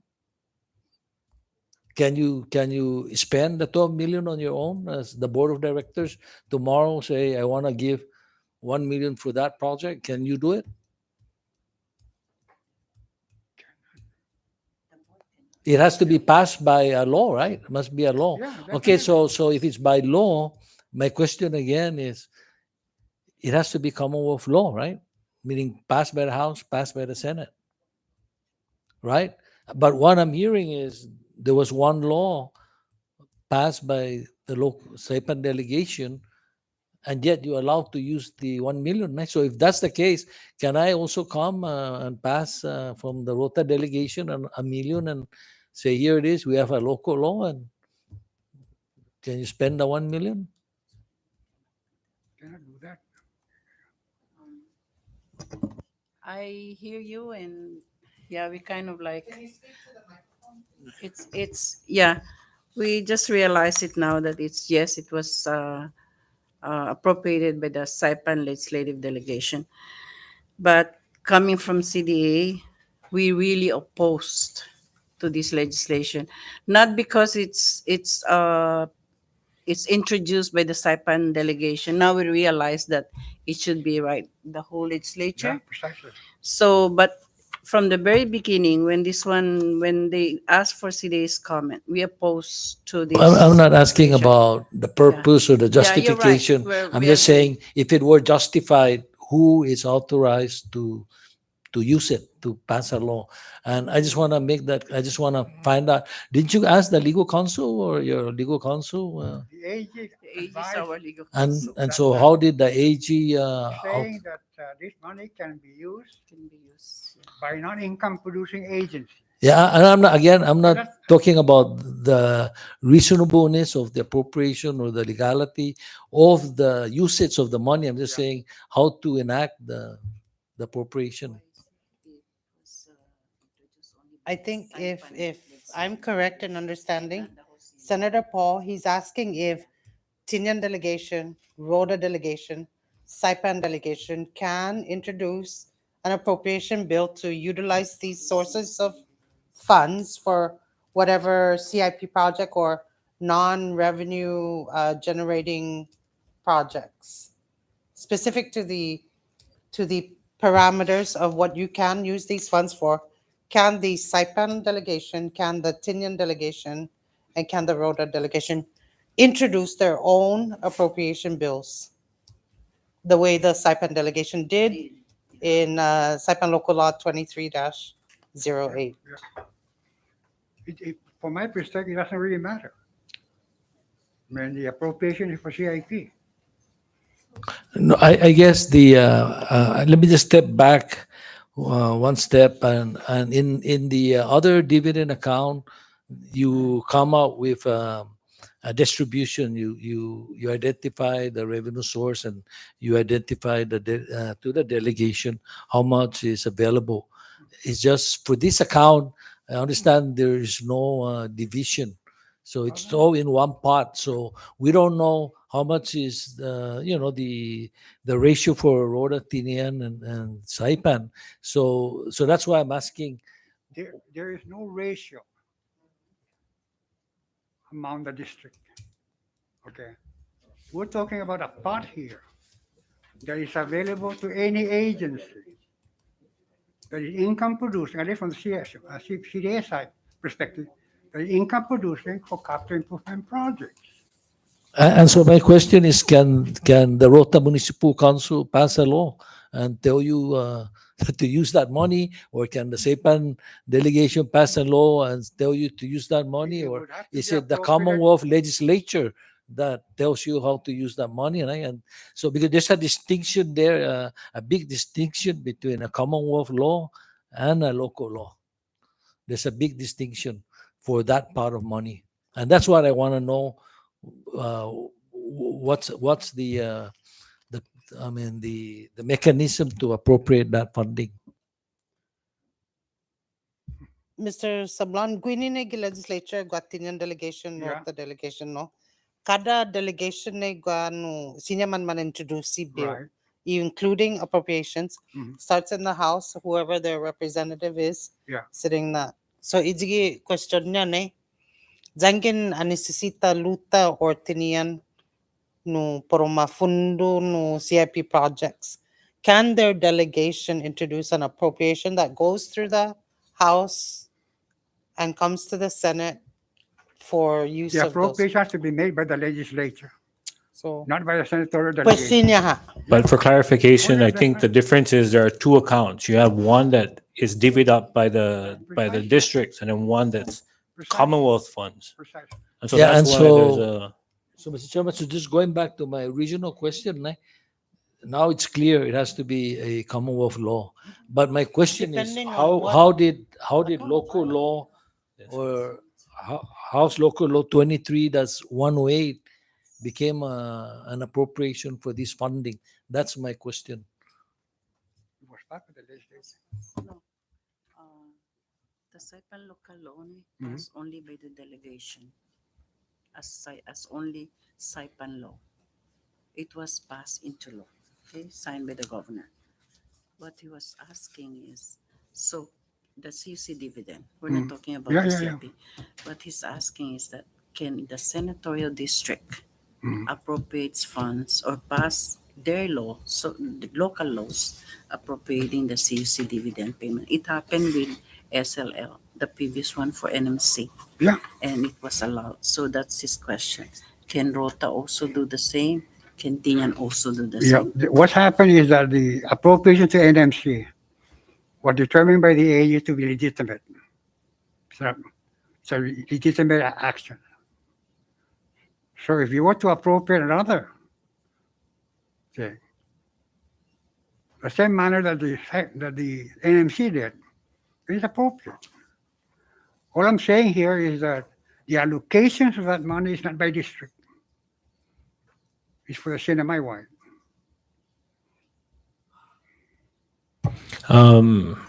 if you yield the floor, Senator Paul. Sorry, we have Senator Jude and then Senate President. This is mostly Mr. Chairman, Vice President. Thanks for allowing me to participate. Good afternoon, Mr. Long and your team. Just listening over the last few minutes, and I want to continue on with the line of questioning with what Senator Paul said earlier. Lo, but if I sit that 100 and what is that loan, the compounding amount of loan that was loaned to from CUC? Was there a legislation or law to write off those? That was there was one, right? Okay. 5. Okay. So the 100 and what was you mentioned something? 100 and 100 some million was loaned to CUC, Mhm. and 100 some million was loaned to CUC, Mhm. and the water, sewer, and interest Okay. earned during the time that they have not paid was written off. Okay. So But was then okay only- that portion? Was there a legislation Yes, to write off? yes. Okay, It's that's all good. in 13 Legislature? legislator. 13th legislature. So that, Yes, 13. you know, as a result of the enabling conversion. statute, you know, with the 5.573 or something.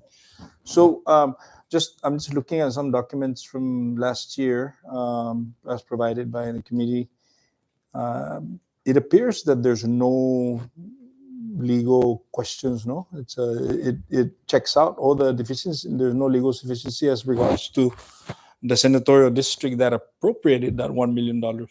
Was there a certification of funds to say that that's available for appropriation to the respective senatorial district? Was there a request? There was a request for us to comment from the House. No, but was there an actual, because normally if we're going to appropriate money from the finance, Right. you know, you need certification of funds and then the delegation member appropriates that. Okay. In the very beginning, when our comments were sought, we said we cannot. We didn't even say it's available. I believe it was available, but it was not available for appropriation for that project. We opposed it from the very Okay. beginning. I'm looking at your comment. Actually, you're Yeah. very Yeah. specific with the corpus of the initial Right. intent, no? Yeah. But nevertheless, that public law was then the 573 was created as a public law. So I guess circling back to what Senator Paul was asking earlier, to what extent that any delegation member can actually access that. What stops now a Rota delegation or a Tinan delegation or a Saipan delegation from coming in and say, we want additional $1 million for A, B, and C, provided that it meets the 573 intent. There's really none, right? Based on the opinion by the executive branch legal opinion that it's okay.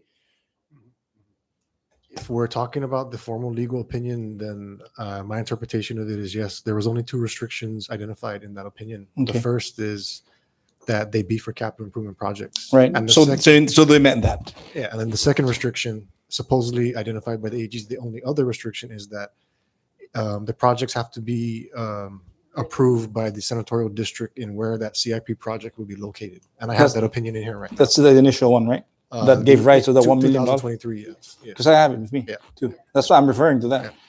Now, the view that it's before us and for the viewing public, that's what was mentioned earlier by members. We are very much in support of making sure that our pensioners get their full pension. However, we need to do our due diligence, to make sure that the action we are considering checks all the questions that we have. Now, I think this is the right platform of using the local House bill platform to notwithstanding the 573, because that is created by public law. So the only other way to notwithstanding that is the creation of another public law. So now I am having a difficulty understanding why now, going back to 2023, that some of us can actually tap that when we cannot. We don't have the authority as delegation members to do a notwithstanding on 573. We don't. Consul? You're right. Huh? Isinya a delegation, but notwithstanding a Commonwealth law. Okay. So, but I just wanted to be clear that, we want to be consistent. Na nanginsinya na uno, just develop na debiugan. Just so you know, we're looking at this because after all, this is a Commonwealth entity that you guys represent, and so is the agency that owed you guys, that's paying you guys right now because of the preferred stock agreement that you guys had. So, I wanted to just get an understanding with you guys and also the members that and the viewing public that we are.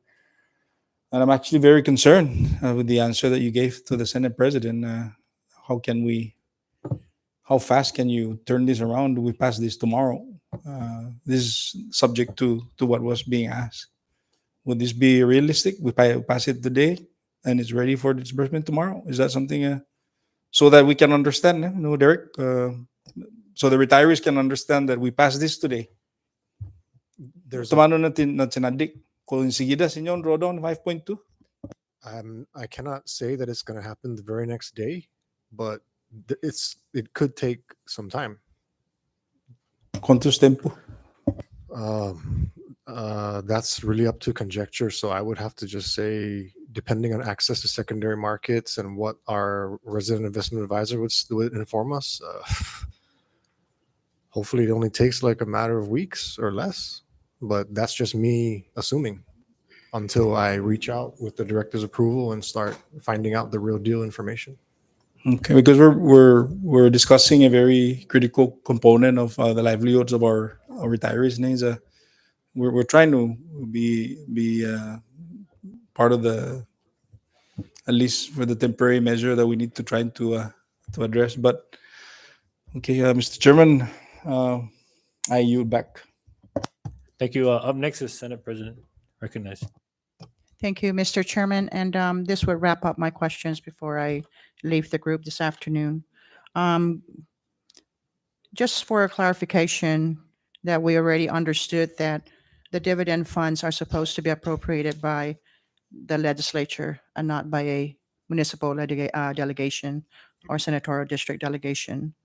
And so just a quick question under Saipan Local Law 2302, because this does affect the Northern Marianas College. Do we have any board resolution that supports the expenditure of the $1 million that we appropriated under the SNOW delegation that subsequently became Saipan Local Law 2302? Just so that you have that protection as an entity. Is that required for the expenditure of those funds to have a board resolution or any other future funds that are going to be expended out of the interest income account or the dividends account? And not the, no. It doesn't require? No, There's it no, does there's not. no level of money threshold, you know, like the bank, if you're going to loan out $10,000, you have a certain limitation to approve. And so I just want to throw that question out, whether, does it require any board resolution? No? No. No. Okay, all right, that clarifies that. Back to the 2% preferred stock rate. That's a pretty down low base rate. I'm trying to understand at that time period when the 70-some million was waived or forgiven out of the 100-and-some million dollars that was loaned out to CUC, and the remainder of 45 million was converted to preferred stock. Was that based on that time market at 2%? I mean, usually any dividend generating stock is 2% is at the lowest level. Anything higher than that is at a greater risk, but you know, you want to be somewhere in the middle, right? To have to generate more money. I'm just wondering what was the impetus to base it on 2%? Whether was it based on the financial capability of CUC to pay out the 2% at that time period, and there's no other options moving forward today to convert that into, I mean, to change that rate, possibly based on their financial statement of how healthy they are as a utilities corporation. Normally in the stock market, utility companies pay out dividends, right? Obviously, CUC is doing that today. I'm just wondering about the 2%. We never question that 2% because. Okay, so you're going to question that, right? I know. That would be a and, good thing to do. The lowest amount you could possibly get out of this. And it's not even anchored on market value, Yeah, you see? yeah. So basically, it's a settlement that if you agree to this figure basically, the $45 million is market determined. It's basically determined by both parties, and this is the value. And We're not everybody anchored on was comfortable at financial 2%. valuation. Yeah. Okay. I guess the 2% would carry us into perpetuity, forever and ever. And that fixed amount is just right there. There's just no more icing on that cake. That's just what it is, Yeah, 2%. unfortunately. Mhm. Yeah. All right. I'm moving on. Recently, you sent out a $4.7 million funding or funds under the SSBCI funds to the central government. Was there any restrictions on the usage of that money? That's $4.7 million. You know, I did ask the question of what was that used for, and CEDA handed it over to the central government, and we're all talking about liquidity. You can't liquidate your laddered TCDs out in the market right now because it's stuck, and then you're going to face a penalty. But you wrote out a check of $4.7 million to the central government just recently in 2023. I wonder now if that 4.7 has been fully exhausted. Maybe that could save the retirees to 5.2. Maybe we should ask that question. Perhaps this body can ask the question to the central government if the $4.7 million that was transferred by CEDA to the central government, whether that is still liquid in the bank account. It's sitting there. It should be there, right? Yeah. Maybe that's another leverage. Okay, so I'm going to end my conversation. We have three options, and Bank of Guam refinancing, leveraging our usury rate as a client, and access to the secondary market. I think those are the very options that we have this afternoon. That's right. Thank you so much. Thank you. I recognize the Vice Chair. Thank you, Chairman. So I guess for just better clarification with regards to the account that was created for the the dividends, no?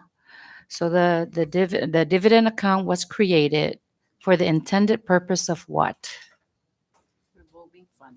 It's a revolving fund account to be revolving used fund for account. what? For future Specifically, capital improvement for projects. capital improvements. For future, yes. In For future. revenue generating For agencies. revenue generating projects. Yes, that's correct. Okay. So now that we've established that, Mhm. okay. And who's the expenditure authority for that account? Whoever Is the legislature? Or is it?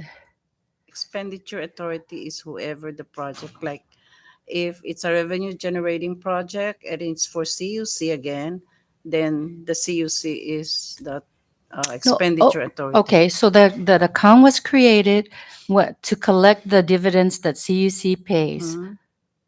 And so I'm trying to understand who can have access to that money. Anybody? The legislature The legislature. is the So not appropriate- CUC. Yeah. Oh no. I mean, because you just said that if CUC needed to, you did No. say that. If they could always come back and borrow again. So I'm asking again, who can use the money? It's it can be used by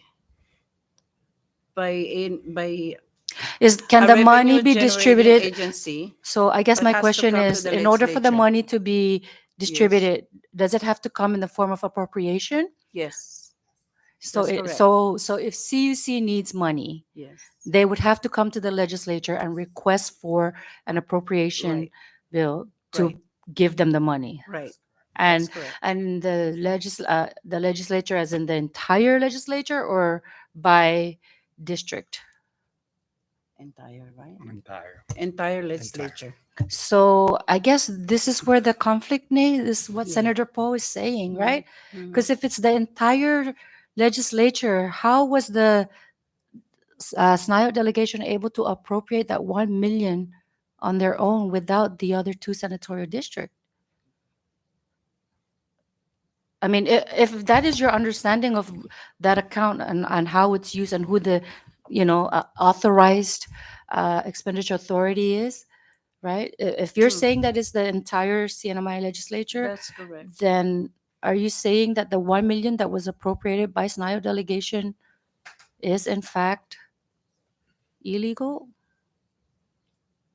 We're not saying it's illegal. Okay, then I don't know how else would you say Just it? it passed. If the authority, without if our somebody, support. if somebody appropriated the money without the proper authorities, Mhm. and someone else just went ahead and did it, there's a violation there. And if there's a violation, Didn't you just say earlier that the AG stated that that particular Yes. law Yes. is not unconstitutional or illegal, just that it That's- can be passed, I think this is even this though one. it didn't Yeah. have CEDA's support? With the 1 million, SIDA didn't support it because The AG But said what is it the can intent be. of- said yes. okay, so I understand what the AG said, but what is the intent of that account when it was created? There has to be an intent and purpose of the account. For every revolving fund account that is created, there has to be a purpose and intent for that account. We agree. We do agree. And that was our position when this 1 million appropriation was introduced. It was our position, but it passed. It passed into law. I Okay. think to answer Senator Corina's question, I think it's stated in Title 4, Division 10, Section 10508, revolving fund proceeds. I think that's a reference for us to. Yeah. So when it's a revolving fund account, then there's an exception to it? No, it just has the paragraph of the use of the revolving fund Specifically to CEDA? proceeds. Yes. Okay. Because I was going to say, for every There's revolving fund account that CEDA, we have now in the statutes. government, someone else can just go in there and start taking money out because we have exception. But if it's specific to Or CEDA, SIDA. then, okay. Then my next question is just keeping it simple, right? Keeping it simple and on the surface, CEDA is for capital improvements and economic development, correct? And we're now trying to use funds from CETA for an annuity expense. I mean, where is the correlation there? It's not so much a correlation. Or So like you said, it's an emergency. I understand, but there's certain activities, Yeah. right? In just because it's an emergency, it doesn't necessarily mean that you can use this funds or this resource for that emergency, because CETA was created for the purpose of economic development and capital improvements. So I don't. Again, this is not to say I'm not supporting the payment for the retirees. I'm just saying when you look at the activity, right? These are two completely different activities. One is for capital improvement or economic development, and the other one is an annuity. I just don't. I don't see the connection, and so I do agree. It is. Well, it wouldn't have been an emergency again if they had just taken proactive measures early on, right? Right now, we're trying to put out the fire, and we are pinned against the wall because if the Senate doesn't pass this bill, they retire. I mean, that is so unfair to us for this bill to be introduced just recently, and then put the onus and burden on us to pass this because what are we going to say to the retirees? But again, it comes back to our duty and responsibility as elected leaders to review the documents in front of us. And does it make sense? Is this the appropriate vehicle to pay the pension? It's Obviously it's not, but you're facing an emergency so situation. we move forward with this. We pass it as is or with a floor amendment, and we create a precedent. And that's for every emergency now that we have moving forward. We have to make an exception because it's an emergency. So now it completely defeats the purpose and the intent of CETA as a functioning entity to do what it's supposed to do, because whenever there's an emergency, we have to make an exception because it's this. I'm just saying, like, we need structure, we need organization, and we cannot just continue to throw these kinds of situations, and expect us to react. This is so unfair to CETA. It's unfair to us. I understand the emergency of it. It didn't have to be an emergency, but we also have to be realistic. And again, if it's not a legal obligation of the government not to be insensitive to the retirees, there has to be another way. And as the Senate President had mentioned, we have other alternative. I just don't think that this is the vehicle for this type of expense. So anyway, I yield my time, Chair. Thank you. Thank you, Vice Chair. Any other member? I recognize Senator Jude. Vice President, just for the record, just for consistency purposes, I want to state that part of the enabling statute of this, the beginning of this, the 537, there is that 1/8 provision in that law that allocates for Rhoda and Tinian on this. So just so that we are consistent, just wanted to say that. Thank you. Thank you, Senator Jude. I know Council just left, but I think the AG's recent opinion also stated that it was repealed, if I'm not mistaken. 537 was repealed. 537, it was repealed, and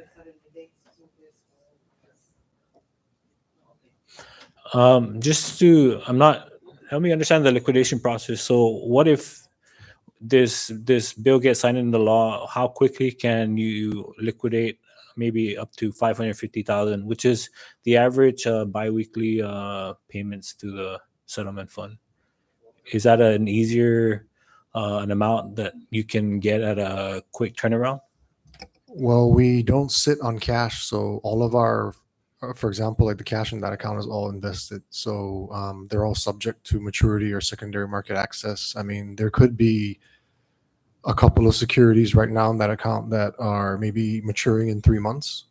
But like I said, until I reach out to our actual investment advisor and query about the access secondary markets and how quickly it can turn around, I cannot give a definite answer.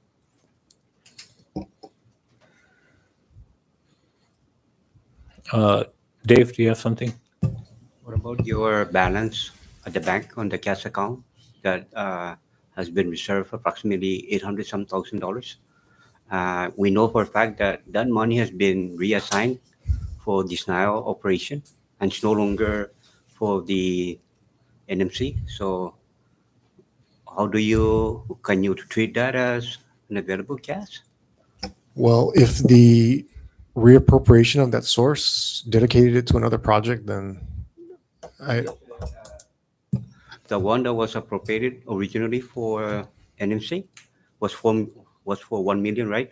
Then later on, it's now reappropriated the same source. That's now delegation reappropriated the same source to now for precinct projects. So it's no longer part of the NMC appropriation.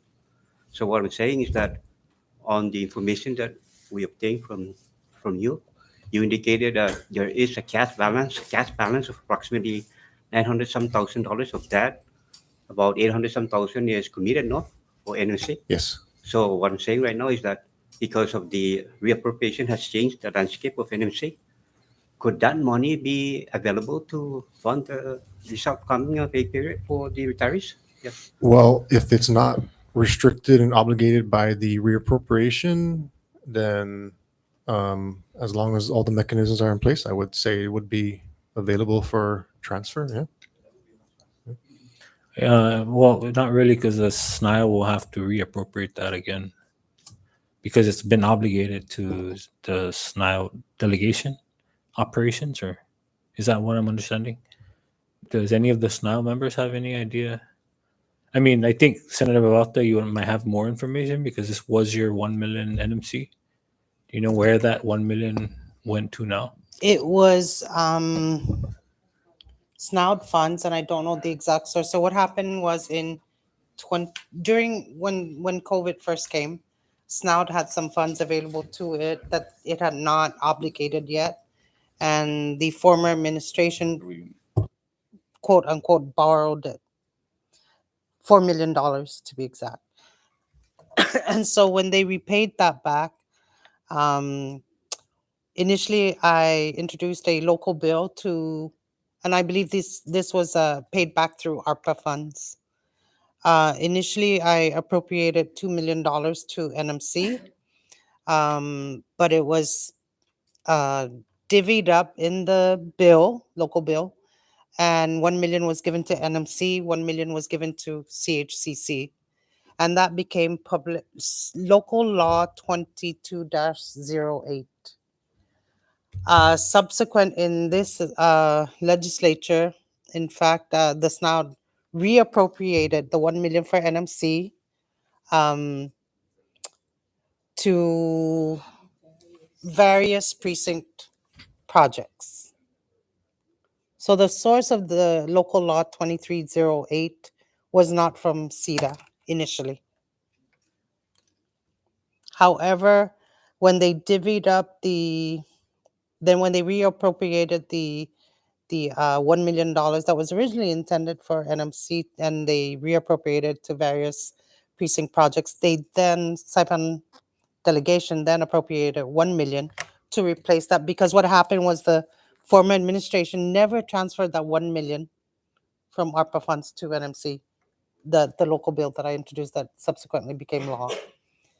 And we heard from the president of NMC that they are in dire need of this money because they need to relocate a certain road to expand their campus. And that's how Saipan delegation appropriated the CETA 1 million for NMC to replace what they distributed for precinct projects. I hope that that puts things into context. Thank you, Senator Vivalta.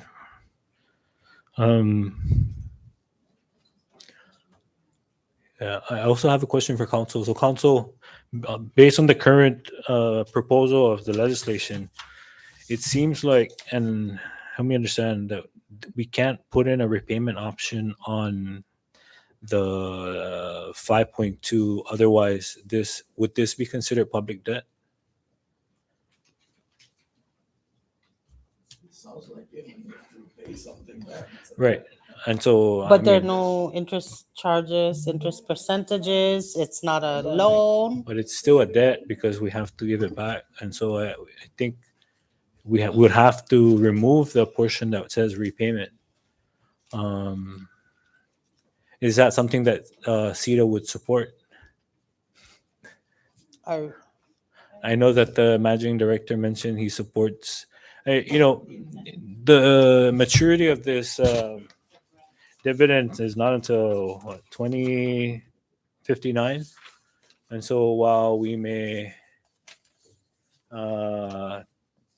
appropriate this without the intent of repayment moving forward, any dividends that are earned, we could use to address or work more with CETA to try to leverage this for future projects or future expenses. And so I think that's something for the members to consider as we deliberate after we excuse CETA. And so I will take one last question from any of the members before we dismiss CETA. And so I recognize Vice Chair. Thank you, Chair. Just a quick question, Council.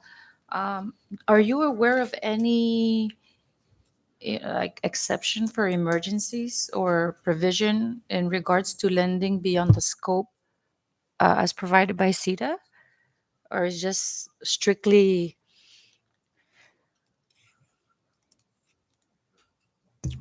I didn't look at it, but there's probably none because is the discretionary then? mandate of CETA it's enumerated. I don't think there's an exception to that enumerated duties and responsibilities, So I mean, mainly for economic development. so I asked that question again because this is an appropriation for an annuity, and it's not within the scope of CETA. But I think, Councilor, is that the notwithstanding portion gets rid of all of that, all the limitations set forth by.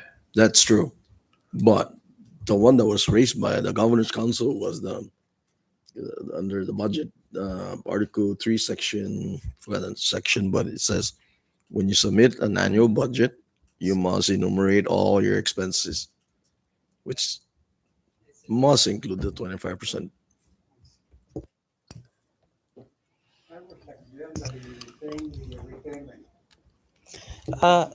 That's what I wanted to ask you before the chairman dismisses you. Director Sablon, have you read the proposed bill? Yes, Do you support it in as it is written? I support it on the basis that it will create a major problem with respect to the retirees and also to the employees. So you do support it as it is written, and you Yeah, just on the conditions on the that condition, whatever I advance should be in the forms of reimbursement. meaning paid back to the Yeah, so as that- the bill is Precisely, written. so that I could then find ways to get to see how I could use that so-called repayment thing to lever financing it to the bank arrangement. Thank you. And the bill states that, and you just made a comment that you should keep the repayment language in this bill Precisely. because the money goes back to CETA, right? Precisely. Thank you. So if we're going to keep the repayment, then we need to define that what the terms are going to be. Yeah. When does the repayment start? Is it all in one? Is it installments? What are the interest rates? Like I think that needs to be clearly defined if it's a Very repayment. simple. That this will be repaid to CETA based on the financial conditions and the other options available for the CNMI government to repay that. Okay. So we don't need to specify them in this particular, in Which is this. basically a loan with unspecified term. Because it makes no sense for us to put together, I mean, you pay this thing in 5 years. I'm just trying to protect CETA. You guys I haven't know. received a payment of the $6 million Ma- plus the $5 million that was appropriated through ARPA, and you want to leave an appropriation bill blank until whenever. I'm just saying, like, I My think, concern here is that what we're trying to do here is $5.6 million is only available to to pay this thing off up to October of this year. I mean, there's going to be additional yes. thing, no, so that has to be addressed.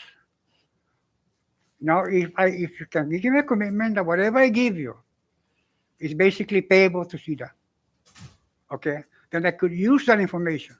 I could go and lever that so-called payable against a possible credit loading.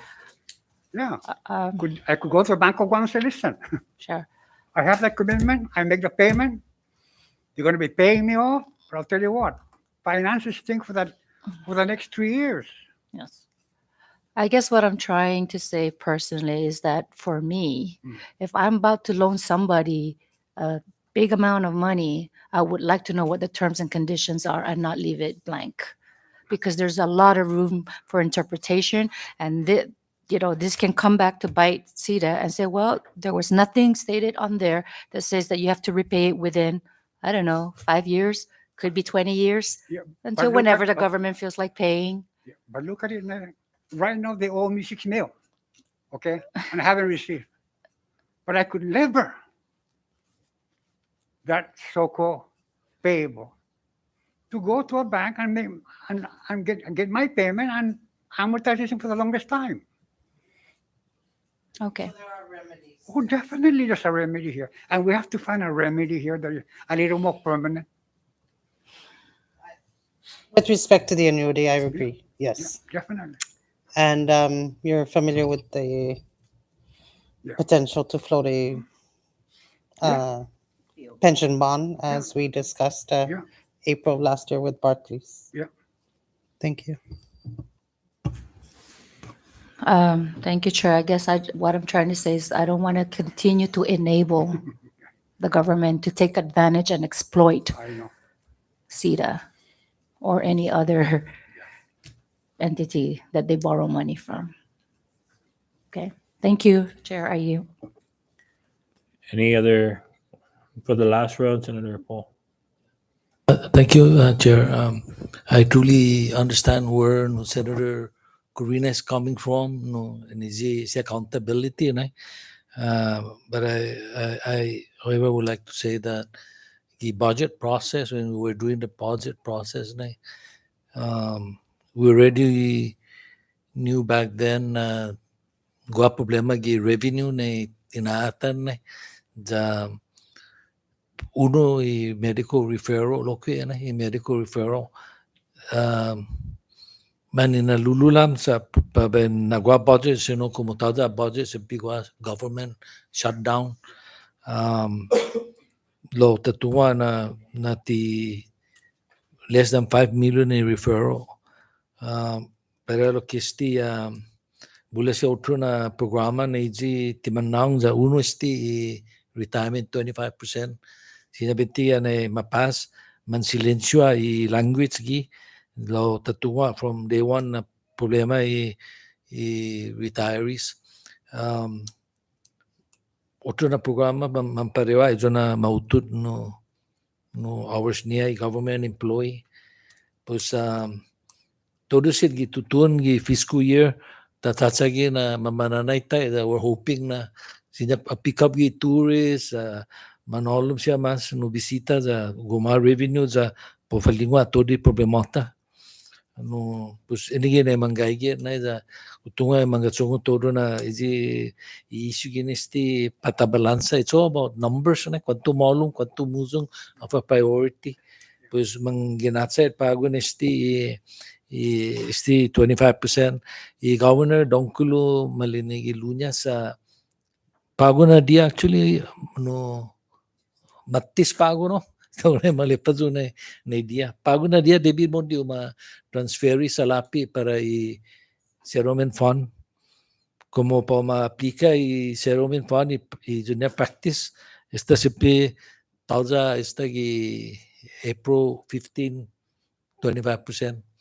Binti no anananga i gobyerno aksyon na como sa kaso masalig medyo na sinya tinakaon anyo na para available i cash flow na binti como sa kaso mapasa este na bill sempi sining no i gobyerno nesta gua mamamayla da sinya pago no masangoni si Joyce Tan na esta gua mamamela da sinya si Joyce pudi tamana ilig mo gua positive no return no gi corpus i retirement no pusinya binti lenya okay mata sedi gini na biyahe ta posya gi dia kinsi na como taza aksyon ta pues no debi di tamana ji un mention wasi option na mention ni president ni sinya in atan ni ji Bank of Guam no na loan un mention director na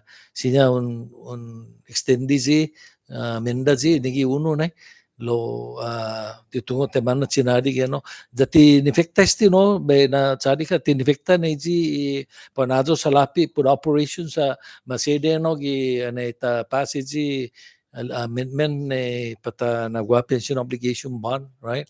So for under definition ni pension obligation bond in 25 million ne tadibi Bank of Guam position na sinya binti banazo it na gi through that instrument sa tiudu position ni second no in option no tutungo tamachi nadi geno na lo gi pago ji binti ko benu na mamamaisin masafan na klasin sinyat na ajudu ko saki y pero stay for veji como ti mamanay retirement na 25% na simona simpi tauza esta na pues tunga na maka deste na decision za lo magay no unga mamakatauji hit na legislatura todo no last week lo actually esta ka sa tatungo todo na simpiste matu na dia za simpiste na discussion taso na kulang gagirista gagi kantun padiron ne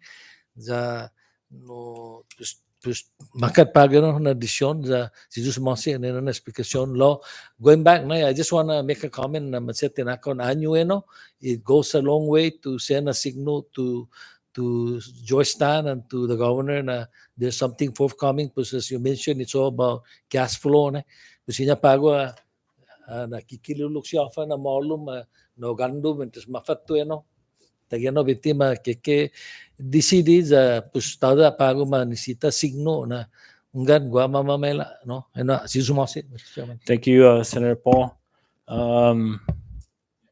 I recognize Senator Dennis.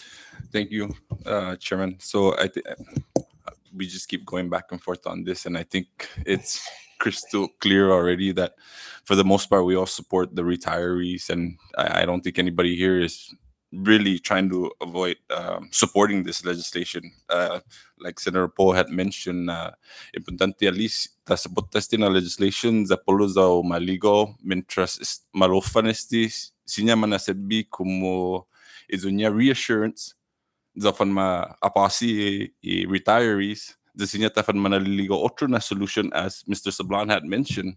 I don't think it's necessary for us to keep the government's been in this situation for the last 2 years now. It's not new news for us that there's no money. The problem is that what are we going to do to help and try and make sure that we stand by our commitment to the retirees? It's a commitment that they've endeavored into, and now we as the government, and when we say the government, we're a part of the government. The legislature is a part of the government. Just like when we voted for the budget, we knew that the 25% wasn't in the budget, but we voted for it anyways. So we can't pass the blame. We got to take the responsibility and try and make things happen and try and push this through. That's our responsibility. That's our fiduciary duty up here. If we're going to just keep trying to push all these issues and keep pressuring CETA. I don't think that's fair. CETA, they're rendering their opinion too, that they're supporting this with the intent that, we put it as a repayment. So I appreciate that. That's an option for us. I don't know what other pot where we can find money for the retirees.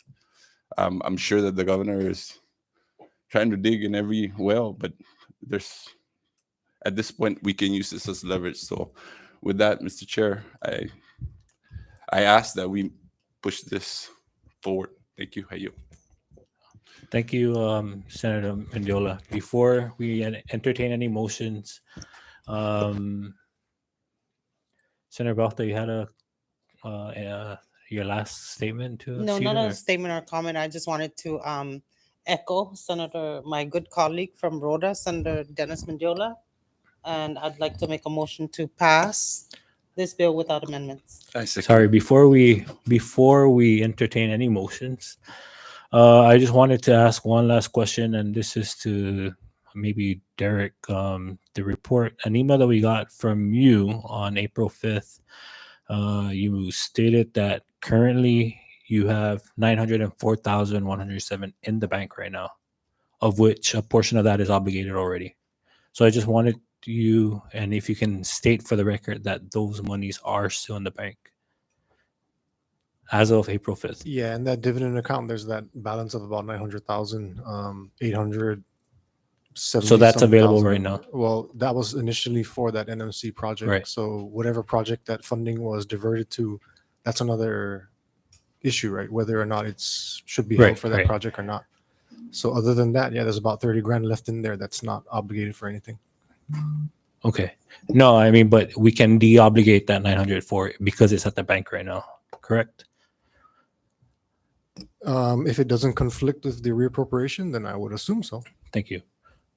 Yes, Senator Walter. I just, in listening to the controller, Mr. Sasamoto, I just wanted to make it clear that the local bill that was introduced by the Saipan delegation for NMC has not been diverted. That's from the CDA dividend pool of money. The money that was reappropriated came from ARPA funds reimbursing the Saipan delegation for what the previous administration had. So, Okay. so it So the it ended dividends from- at NMC. yeah, it's still in the intention of the bill is still for NMC. It hasn't been diverted. What was diverted was the ARPA reimbursement to the local delegation. Thank you. Thank you, Senator Walter. Senator Mendiola, you had a question? I Oh, I believe there thought was a you- motion and it I has. Not seconded yet. already? Huh? Not yet. Not yet. If there's nothing else for CETA at this time, Director Sablon, Mr. Sasamoto, Mr. Guerrero, Ms. Borja, thank you so much for making yourselves available to the committee today at such a short notice. We will have, as the committee deliberates, you will have one last opportunity to come before the full body once this is on the agenda to express any concerns you may have. And so again, thank you for your time today. And at this time, you are hereby excused. Thank you very much. Thank you, everybody. At this time, members will take a 5-minute recess.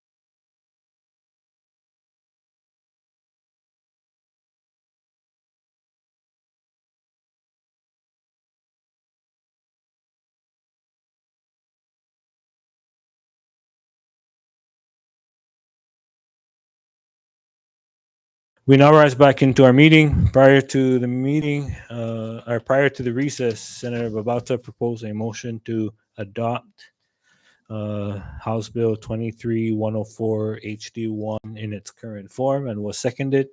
Discussion on the motion. I recognize Senator Paul Manglona. Mr. Chairman, I move that under the findings and purpose section on the repayment provision there, that we delete that sentence. I understand that if that, I understand the original version of the bill included a section on repayment, and since that's been deleted, that this language is not needed. So I move for its deletion. Any second?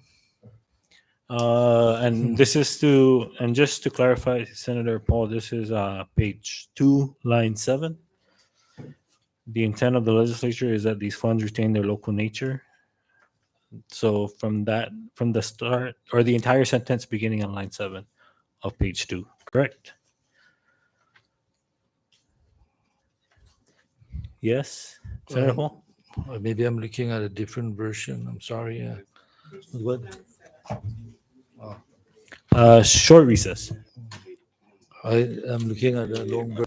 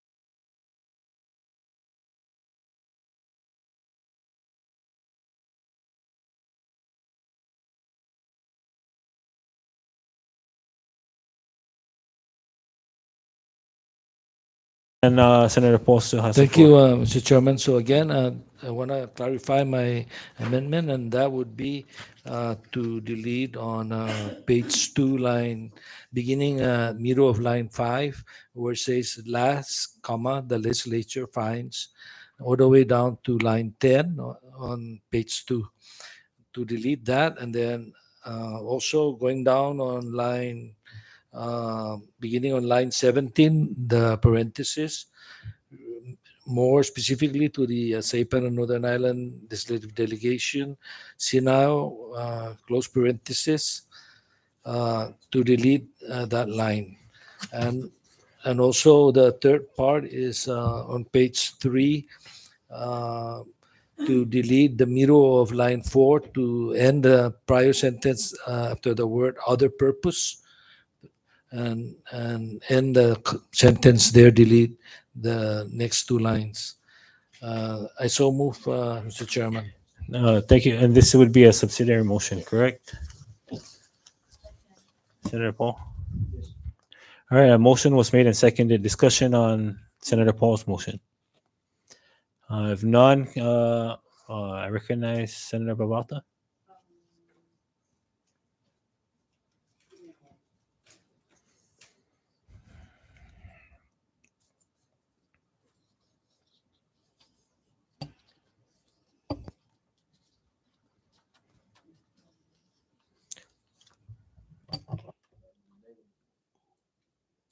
Um, I do support the intent of this bill, and with indifference to Senator Paul's subsidiary motion, I think we've heard from the experts from CEDA that they would like to retain the language that states they would like to be repaid back. And like I said, this is very critical because we need to get the retirees. The whole, I think, objective of this committee and the whole legislature really is to have the retirees' pensions be made whole, rather than put them in jeopardy. That 25% in jeopardy. I just wanted to state for the record that I am in disagreement of removing the repayment portion of the bill because we heard from CEDA, the original source of these funds, that they would like to have this back so they can leverage it to gain more money for other obligations and priorities. And I just wanted to state for the record that I do not agree with Senator Paul's amendments. Thank you, Chairman.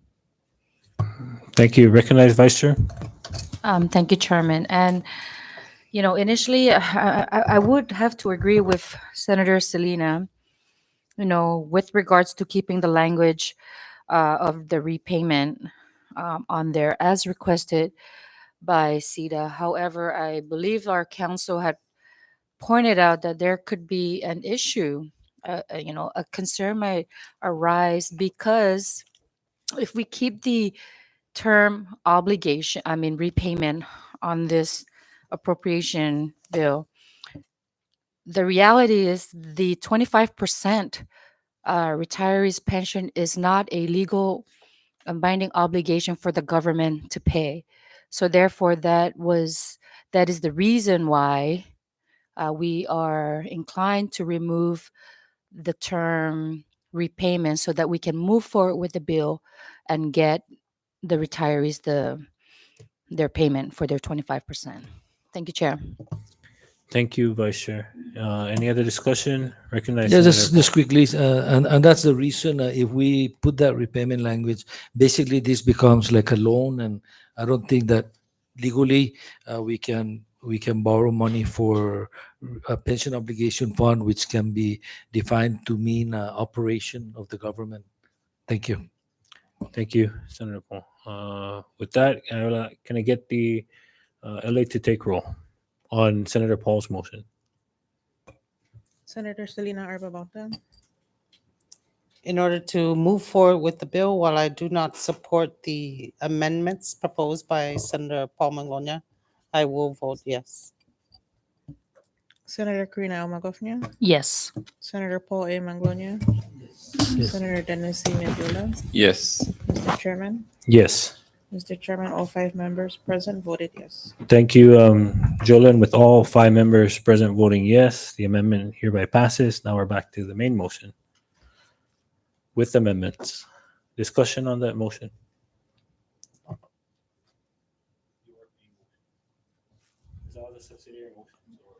Ready, Mr. Chairman, on the previous question. Short recess.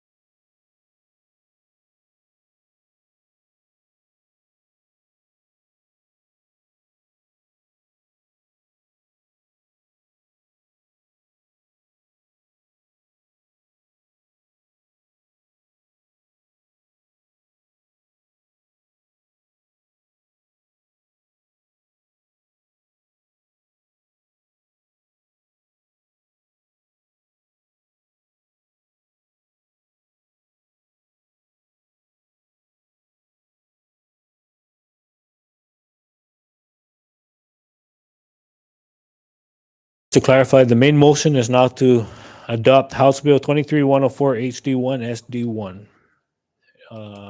Can I recognize the LA to take roll? Senator Selena Arbabel, Yes.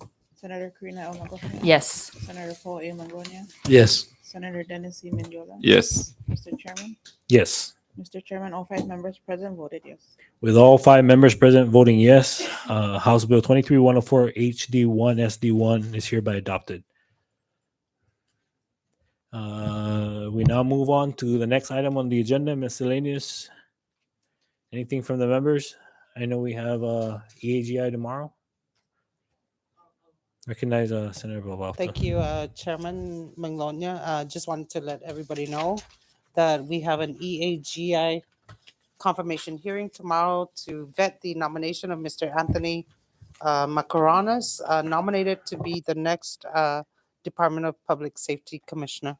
And that is tomorrow at 2 p.m. No, 10. Tomorrow at 10 a.m. And in the afternoon, we have Miss Susan R. Babalta nominated to serve as a board member of the Commonwealth Election Commission. Thank you, Chairman. Thank you, Senator Babalta. Any other members? If there's none, can I get a motion for adjournment of today's committee meeting? So move. All right, motion was made and seconded. All in favor, say aye. All opposed, say nay. Meeting is hereby adjourned at 4:56 p.m.